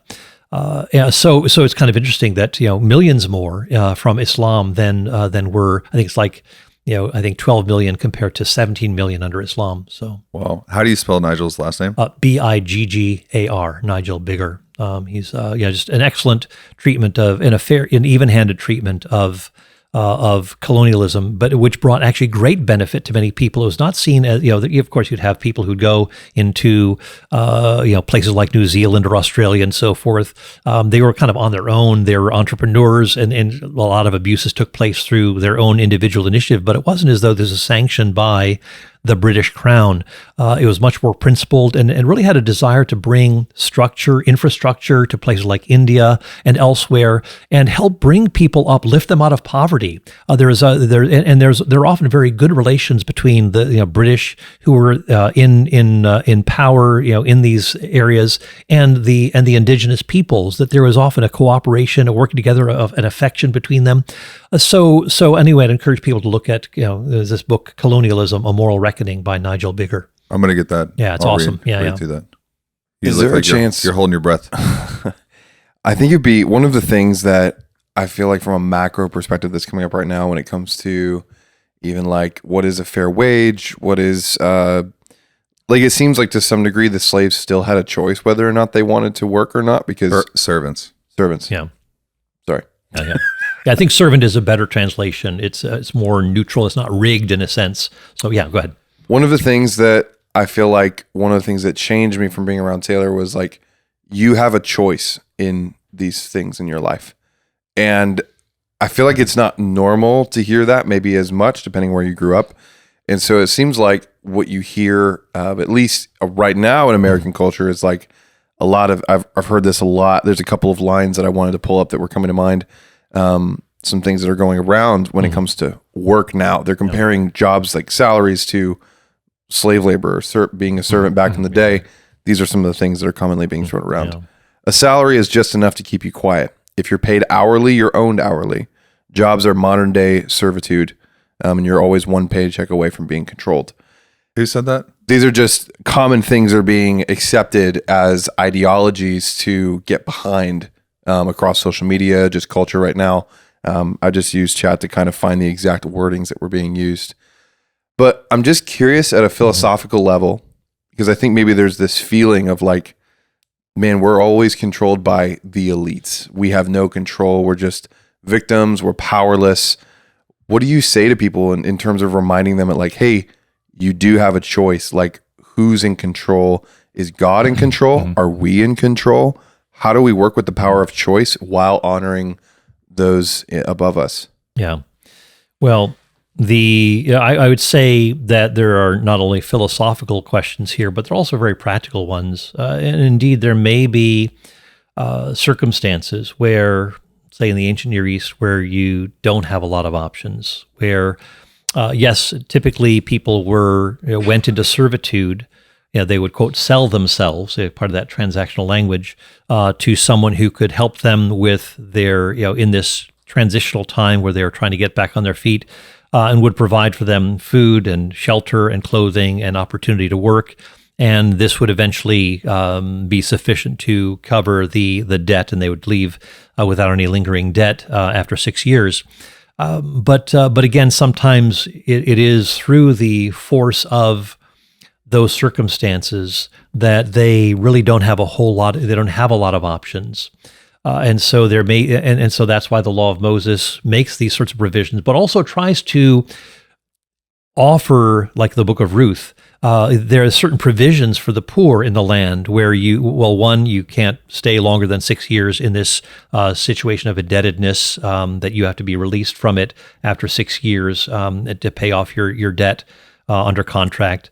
You have gleaning laws where you can pick fruits from trees, or Ruth gleaning the barley from the harvest, the barley harvest, and so forth.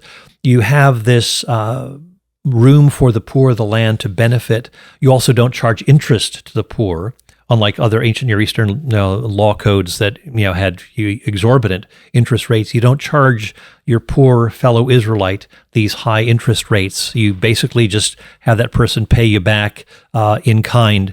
And so there is that concern about the poor, that you are to, again, the ideal is, Deuteronomy 15, that there should be no poor in the land, although you will always have the poor in the land. So there is that tension, but you want to fight against it. You want to help them. You want to bring benefit and lift them up.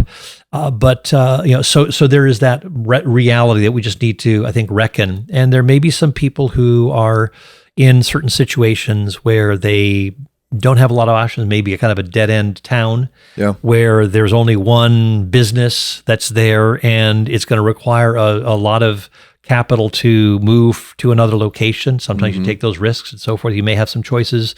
But in other places, it may be much more difficult. And so we know people in other parts of the world where they're in situations where, Muslim-dominated areas where Christians are in, they are basically have no real option except to just make bricks day after day after day. It's tedious and so forth, and at least it does give them some income. But of course, on the other hand, they're often taken advantage of and so forth. So you don't. I'd say more in the United States, you'll have options than you will, say, in some other places in the world where maybe Christians are minority and you don't have a whole lot to go on. When Muslims are dominating the economy, when they discriminate against you, you may be more qualified for a job, but yet you're bypassed to in favor of a Muslim because you're a Christian. So it doesn't matter how much education you've gotten, you're discriminated against. So that's going to limit you as well. So there may be certain cultural factors as well. Absolutely. And if you have something to add on this, Taylor, I'd love to hear your thoughts. Like, what is the truth and hope to those people, no matter? There's that other part of it. Of course, the Lord is. I think of there's a mill worker in the novel North and South. A British 19th century novel. She's working and she is. There's a cotton mill. There's fluff in the air, cotton fluff, and she breathes it into her lungs. And she said that, if this is the only life that there is, to have these millstones kind of pounding in my ears, to have the fluff constantly filling my lungs so that I never have a breath of fresh air, and that I'd never be able to see my deceased mother ever again. She said, if I didn't believe that there is a God who will wipe away all tears from all of our eyes, I could go mad.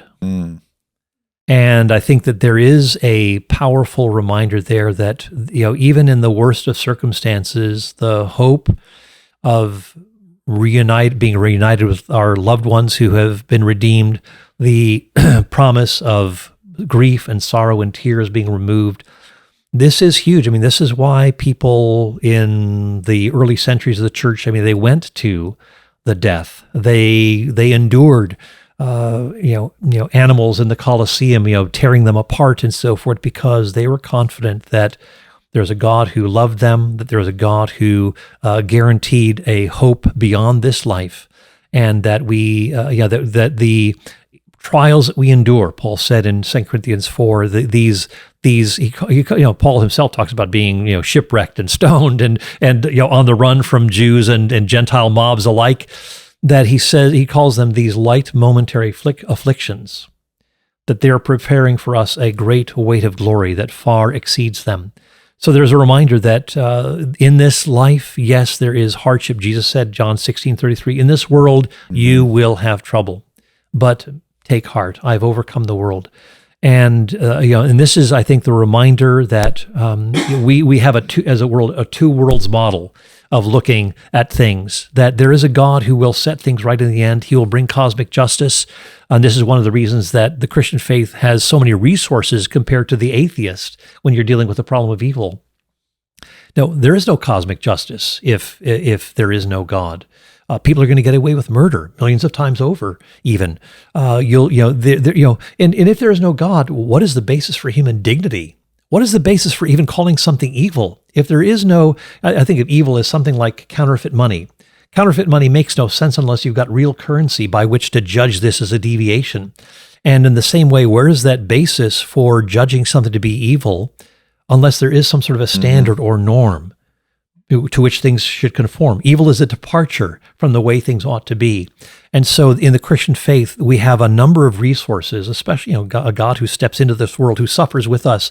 This is huge. And so we are to be reminded of these things as we look at the, even these difficult, sometimes intractable situations when it comes to people being, enslaved in some of these other parts of the world where they have no options, are being oppressed as Christians and so forth, that there is still a remarkable hope that we have in the gospel, and that these are, in comparison to what we'll experience, Paul calls them, and he was one who knew he calls them light, momentary afflictions compared to the great weight of glory. And Paul says in 1 Corinthians 2 that, that eye has not seen, nor has ear heard, nor has it entered in the heart of man what God has prepared for those who love him. And these are the promises that are for us. And we look to Jesus, who himself was, who endured such opposition from sinners, Hebrews 12 tells us, so that we might not grow weary and lose heart. I agree with all that. Do you want my thoughts, or do you want to move on? That'd be great. Just on people, the comments that you mentioned, is that what you want thoughts on? Thoughts on that, and then also, since he touched on the truth and hope, maybe like what to do or like what we can change in our everyday lives to start making changes towards more freedom, since that's something you're very passionate about. Dude, I love the perspective that I'm getting from Paul on even the way to interpret the economic law of the Old Testament, because I've never done as deep of work on the context of it.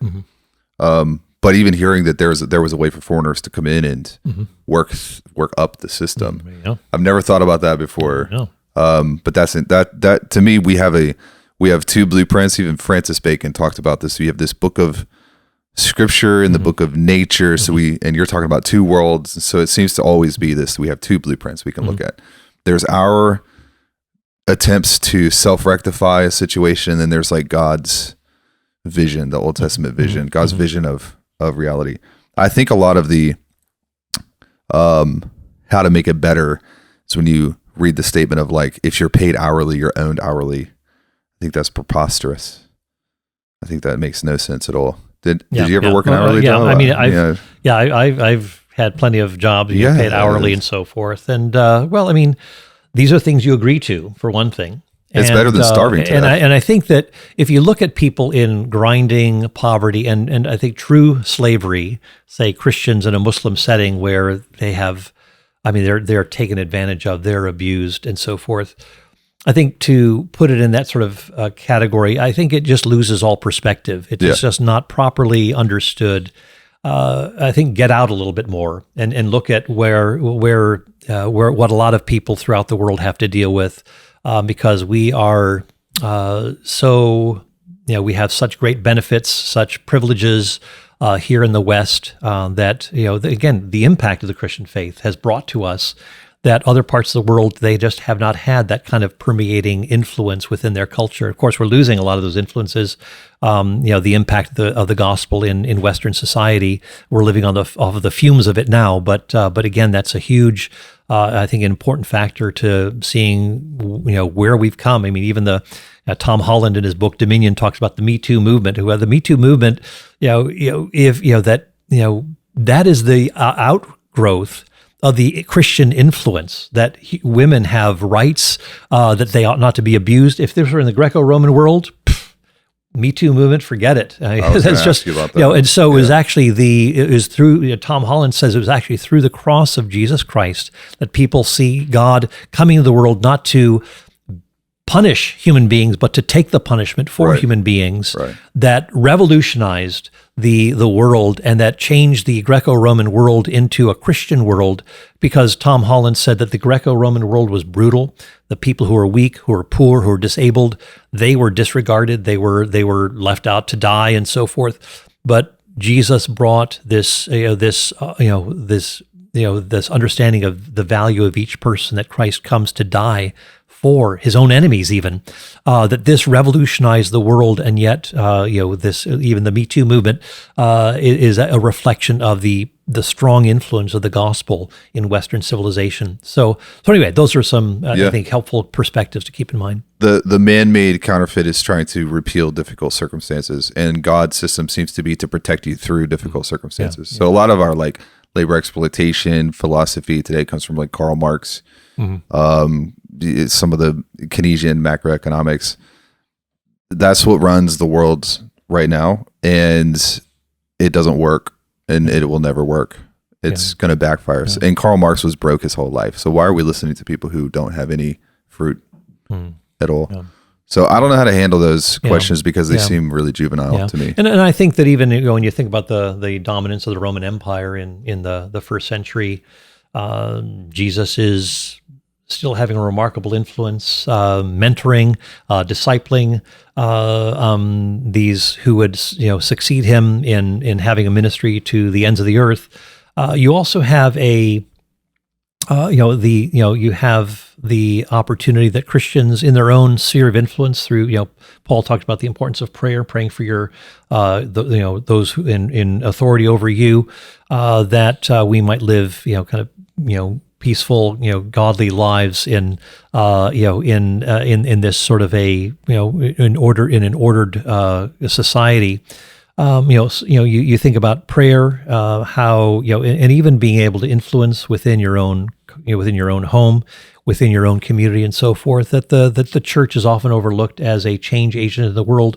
I think of how there's a Canadian Broadcasting Corporation journalist, by the name of Brian Stewart, who had been, quote, non-religious. He just didn't care about God and so forth. But as he went throughout the world, covering these stories in Ethiopia and kind of the worst hellholes of the world, he said that he saw Christians who were at the forefront battling against these forces of evil, bringing relief to people who are injured in earthquakes and so forth, these ravaged areas. And he said, whenever I want to explore these hellholes of the world, I follow the Christians as they're going there. And he said it was through their influence that that he became a believer.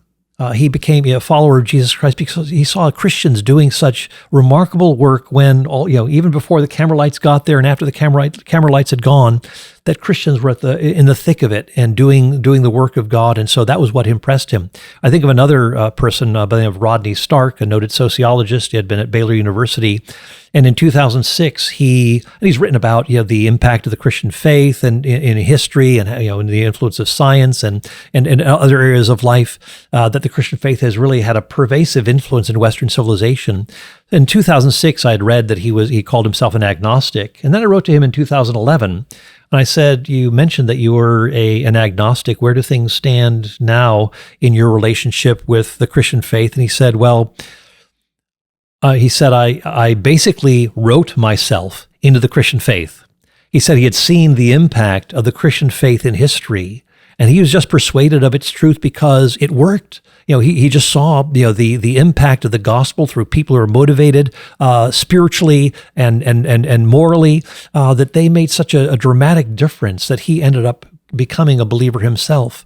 So anyway, that was a remarkable discovery. So I'm often quoting Rodney Stark from that personal email that he sent to me, because this was something that had been driven home to him. So even in those small circles of influence, the Christians early on had very little power in the Roman Empire, but yet came to have a remarkable influence, overall. And so again, we may become discouraged, but I think what we do is we attempt to be a faithful presence wherever we are. That however dark things seem, that we at least let our light shine brightly, so that people might see our good works and glorify our Father who's in heaven. How do you juxtapose the difference in the societal impact of Christianity versus like Hinduism or Buddhism? Have you studied any of those, or do you have a comparison? Yeah, I mean, I think of I'll take Hinduism, for example. You have the caste system that is baked into Hinduism itself, so that you will have discrimination built into the religion itself. So, for example, people who are Dalits, the lowest of the low in the they have no caste at all. There's no that they. For them to go into a Hindu temple, no, it's forbidden. They can't go in there. They've got to be, the Brahmins are the ones who are in control. They're the ones who are being served by those who are the lower castes. A friend of mine, Tom Wolfe, he was telling me he lived in Delhi for 11 years, and he talked about a certain group of people, a caste, as it were, really lower than that, where he talked about how the Brahmins, the high caste, expect these people to be silent, and invisible all day long. They can only come out at night. If you come out of your hovel to do something, then the Brahmins will feel justified to just tear down your house, and you're homeless. So there's this. They've got to stay cooped up inside all day, and think of all that entails. They can only come out in the darkness. I think of my friend Tom told me about a friend of his who grew up in Hinduism. He was, again, one of these, had no caste. He was a Dalit, and he would sweep excrement off of the streets of one of India's cities. So that was his job. His father did, his grandfather did it. This is just what they were locked into. That's the caste system that's baked into Hinduism. But at one point, this Dalit heard the message of Jesus. He heard that there's a God who made all human beings in his image. There's no caste system with God. He also heard that Jesus came into this world to set prisoners free, to bring release, to help people connect to the one true God and to become children of this one true God. And this message so revolutionized him that it totally changed his life. He ended up getting an education, ended up going to Oxford University, and getting his doctorate there. And he, as kind of in a nutshell, he would tell his testimony in this way. He would say, because of Hinduism, I used to sweep sheet. But because of Jesus, I went to Oxford University. So that was the kind of a synthesis of his own life and how Christ had come to and had changed his life, had revolutionized it. So again, we can talk about other religions too. I mean, I went to a mosque for a couple of years, got very familiar with Islam, and talked a lot of theology and so forth. And I've certainly seen, of course, we've become more exposed to Islam in more recent days, but again, we can say similar things about women having it's part of the system. I mean, you look at Muhammad's example and how he treated women. Compare Jesus, how he treated women. Compare Muhammad how he treated women. Night and day, totally different. Jesus is exemplary in his treatment of women, his regard for women, his not using women. You also have the example of. In the Quran, you have how women are seen as lesser than men. Their testimony is half of that of a man in a court of law. Women are seen. Muhammad viewed women as weak and less intelligent than men. And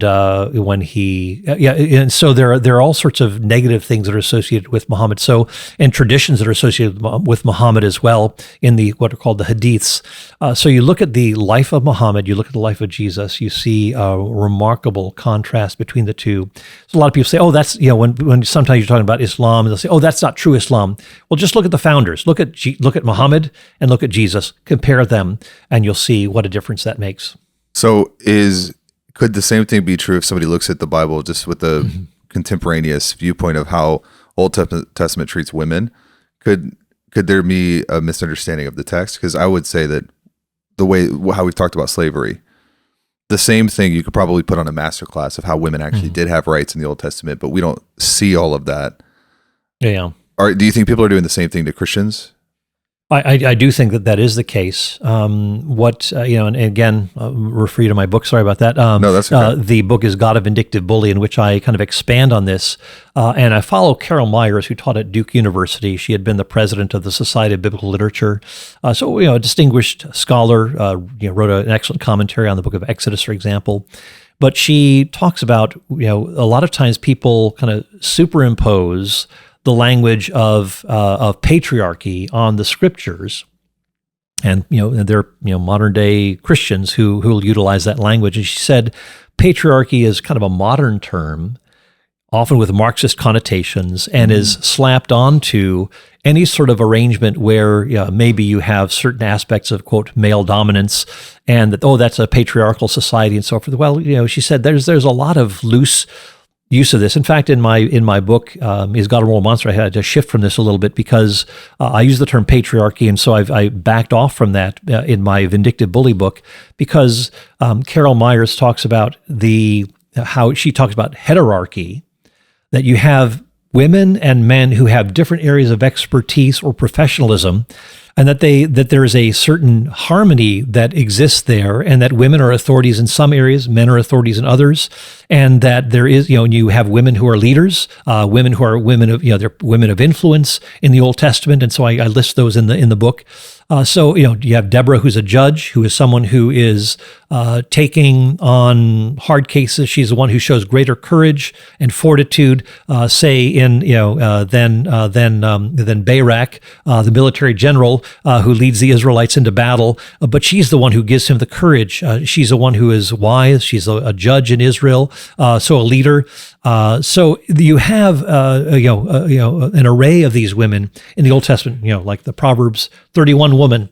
Well, you look at her and she's involved in commerce. She's involved in real estate. She assesses a field and she buys it. She's not only caring for her household, but she's also someone who is very entrepreneurial and doing a lot of things kind of in parallel to her husband at the gates. So just do a study of that is, I think, very significant. And you see that there are these areas of professionalism that they have. So rather than patriarchy, talking about heterarchy, there are different areas of professionalism and strength and authority shared by men and women, and so so I would encourage people to take a look at that if they want to. Yeah, at some point I'd love to have a conversation with you to learn the difference between Islam and Muslim, because there seems to be a connotation with Islam that is more systemic, governmental, almost like how you have Christian nationalism and then you have the true gospel. Yeah, they're not exactly the same things, but they're lumped together. Have you noticed a discrepancy there? I think there's such a, there's so many caricatures of what is, so-called Christian nationalism. I think at least 11 different definitions of that. It's like denominations. Yeah. Okay, let's talk about hell. Okay. Let's end on this juicy topic. Okay. Universalism has become quite popular. Right. The idea that everyone at some point is going to, I guess, get to heaven or escape hell, or the hell is an idea, or hell on earth. Yeah. I think you had an interview with a McClymond or a guy named Michael McClymond, who wrote a book on against universalism, the Devil's Redemption. Yeah, Christianity Today. Yeah. How have we gotten to this point with the idea that because we find it intolerable, God must not honor the system? And what is hell? And is it something that is truly free will if God sort of knows? This kind of pushes us into the Calvinist theology. What do we do with this idea of hell? Because it seems like a big obstacle to people coming into the faith. They can't believe that God would do that to someone. Yeah. Well, a couple of things. And by the way, for those who are interested, there is a Chris Date, who is an annihilationist, by the way. He and I are co-editing a book on hell with IVP Academic coming out in December. It's called Concerning Hell, and it looks at hell, again, from two different angles. One is the traditional eternal conscious punishment view, and the other is the annihilationist or conditionalist perspective, conditional immortality.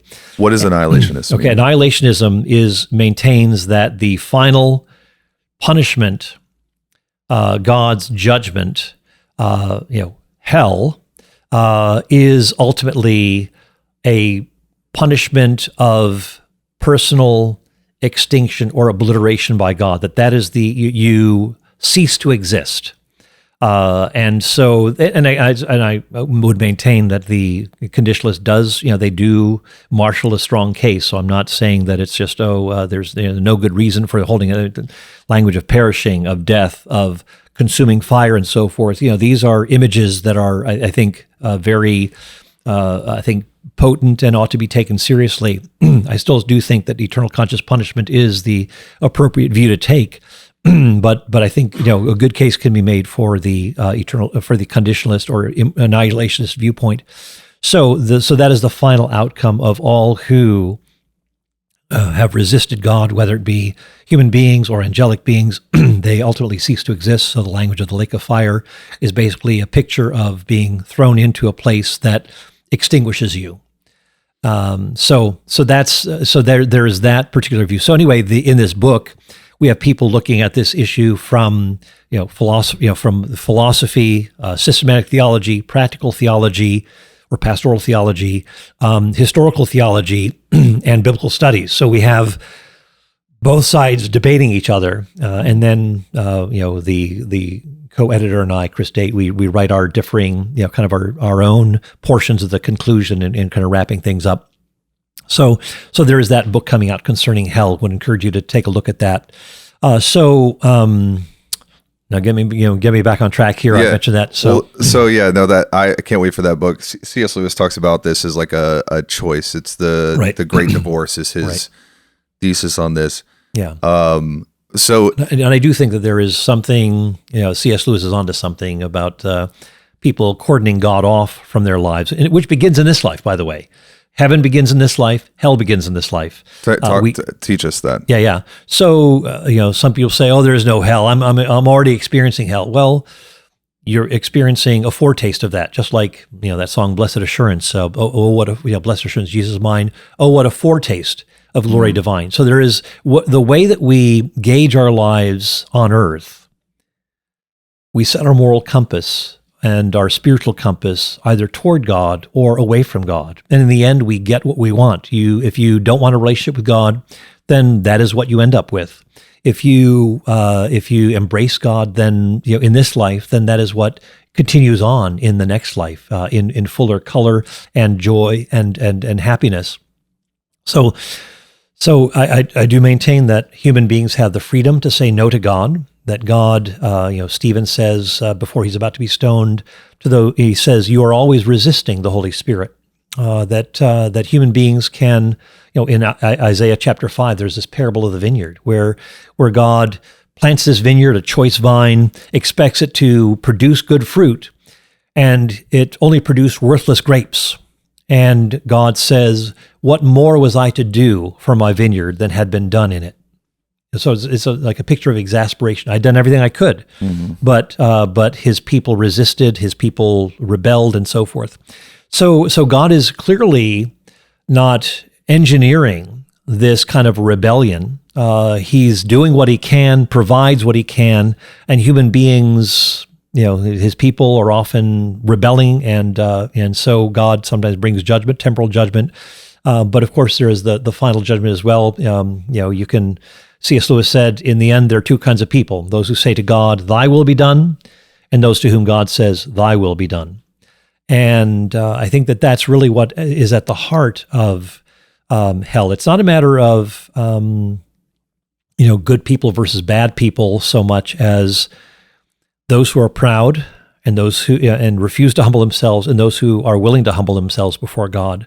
Those are really the two categories here, and basically people would rather be, those who are condemned. They would rather resist God the rest of their lives, as opposed, in perpetuity, and continue to rebel against Him rather than be aligned with Him.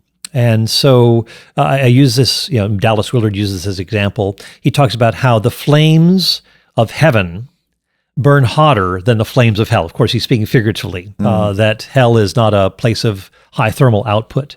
If you take the flame and the darkness, both images of hell, literally they would cancel each other out. So these are metaphors, and not to diminish them. It's a very serious thing, but I think it does. And of course, the demonic beings themselves, they don't have bodies, so fire wouldn't work on them anyway. But Dallas Willard says the flames of heaven burn hotter than the flames of hell. In other words, if you want to be with God, you've got to repent. You've got to humble yourself. You're otherwise you're going to be very uncomfortable in the presence of God. You're not going to want to be near God. You'll want to remove yourself from Him. And so, there is the question of universalism. I know you wanted to touch on that too, and maybe just saying there are texts that do indicate that, it seems like, is there going to be some sort of universal reconciliation, that, God is going to reconcile all things together in Christ, Colossians 1, or that Christ is going to be all in all, 1 Corinthians 15. What's going on here? Is everything going to be kind of wrapped up and everybody's going to be saved? Well, I think that this doesn't take seriously the free will of human beings, that human beings can resist. John Milton's Satan in Paradise Lost says, better to rule in hell than to serve in heaven. Better to rule in hell than to serve in heaven. There's a desire to avoid the presence of God, to be one's own master, and that is really the heart of the problem. But there are those texts that seem to indicate, well, is there going to be some sort of a general reconciliation? Well, in Colossians 1, Paul says that you too have been reconciled. After talking about this cosmic reconciliation, you two have been reconciled, but it goes on to say, if you continue. So there's this conditionality associated with this reconciliation, not to mention that Jesus talks about this unpardonable sin, which cannot be forgiven in this life or in the life to come. There are a number of those sorts of texts that are, I think, very clear. It's interesting, one universalist, Robin Perry, he maintains that Jesus taught, he taught that there are two ultimate destinies, that he was not a universalist, but the Apostle Paul was. I'd say, well, this is a kind of a hard jump to make. I don't see how this can be justified. And you certainly see in the Old Testament, that there are two pathways, that there are two outcomes. Psalm 1, the Lord knows the way of the righteous, but the way of the ungodly will perish. So you have this sort of a two directions. Jesus talked about the broad road that leads to destruction, the narrow road that leads to life, and few are those who find it, and so on. So anyway, I would say that even in the book of Revelation, you have mention of Satan, who with his cohort, it says in Revelation 20:10 that they will, they'll be thrown in the lake of fire, and that they'll be tormented day and night forever. And so that doesn't sound like universalism, that the devil is not going to be redeemed, that he's not going to be reconciled. So anyway, I think it's important too to understand that when we look at the notion of eternal conscious punishment, that God is not going to be either too severe or too lenient, that God's punishment will be just. And we need to keep in mind too that people who are separated from God, as it were, who don't want God in their lives, they continue to rebel. They continue to reject God. They continue to sin and be self-absorbed and so on. And it's sort of like turning from a Smeagol into a Gollum, where they become increasingly diminished in their own humanity the longer they resist God, and they become kind of like in the Great Divorce, become more like a grumble than a grumbler. They become more like this fixed state of resistors, that they become, that their personhood is diminished in this final state. What's your take on Calvinism? I wouldn't call myself a Calvinist. I do appreciate a lot of what John Calvin has said, but when it comes to these issues of salvation, I don't think that grace is irresistible. That's one of the 5 petals of the tulip, irresistible grace. And because it does seem that grace can be resisted, you mentioned Isaiah 5, Stephen saying that you're always resisting the Holy Spirit. The Holy Spirit can be grieved. The Holy Spirit can be quenched. We see that God himself is not willing that any should perish. He wants all to be saved. He'd love to be a universalist. Yeah. But people simply say no to God despite God's Herculean efforts to bring people into a relationship with himself. And so, even in in Psalm 81:10, God says to the Israelites whom he brought out of Egypt, open your mouth wide and I will fill it. But yet, he says, my people refuse to listen to my voice. And so God basically gave them over to their desires. That's what it means to harden someone's heart. You give them over to their desires. You let them go. You remove your influences of grace and you say, okay, have it your way. And so that's, so in fact, in my book, Is God a Vindictibility, I talk about, what does it mean for God to harden Pharaoh's heart, for example? What does it mean to be a vessel of destruction? In Romans chapter 9, these people are, these are vessels prepared for destruction. Well, the same language is used in 2 Timothy chapter 2, where these vessels in a household, it says some are for noble use, some for ignoble use, think like chamber pots or something like that. But Paul says if a man or a person turns away from these things, he will become a vessel of honor fit for the master's use. So you don't have to remain a vessel of destruction. You don't have to remain a vessel of dishonor. You can become a vessel of honor by putting your trust in Christ, by submitting yourself to God. So it's not as though it's a fixed state. You're doomed to be a vessel of destruction. No, you're a vessel of destruction only if you remain in that state of mind, if you refuse to repent. But you can become a vessel of honor fit for the master's use. Which is the basis of the hope of the gospel, is it not? Absolutely, yeah. So strict predestination does not seem to pass through how Jesus taught. Yeah. This in this particularistic sort of a way, of course, every Christian ought to believe in predestination, but we can talk about the predestined outcome for those who refuse to repent is that they're vessels of destruction. Yes. Those who do repent, their predestined outcome is ultimately glorification. Yeah, I don't know if we'll ever. It's a general thing rather than a particular thing. I don't. You would know this better than me, but I don't know if we'll ever fully wrap our minds around it because, God being all powerful and omniscient and omnipresent doesn't always seem to get his way because of free will. Yeah, I think that's, think about how did angelic beings fall in the first place? Perfect environment. They were, forget Adam and Eve in the garden. How did these angelic beings end up turning away from God, being in this perfect environment, being in the presence of God and so forth? Well, again, turning the attention away from God and turning toward themselves. And I think that's what you have, what's behind the scene there. Last question. And then we got to get you to the airport. Okay. What's your favorite thing to work on these days? I know you're about to launch the book on hell, but favorite thing to work on. Yeah. What am I presently involved in projects? You're well studied. You've had a great career. You've written 8,000 books. What's your favorite thing to do? Favorite thing to do? Well, I do love writing and editing, and my colleague Paul Gould and I at Palm Beach Atlantic University. By the way, feel free to come and join us at Palm Beach Atlantic University. We have a master's in philosophy of religion. You can do a hybrid program if you're from a distance, or come join us in person and join our community at Palm Beach Atlantic University.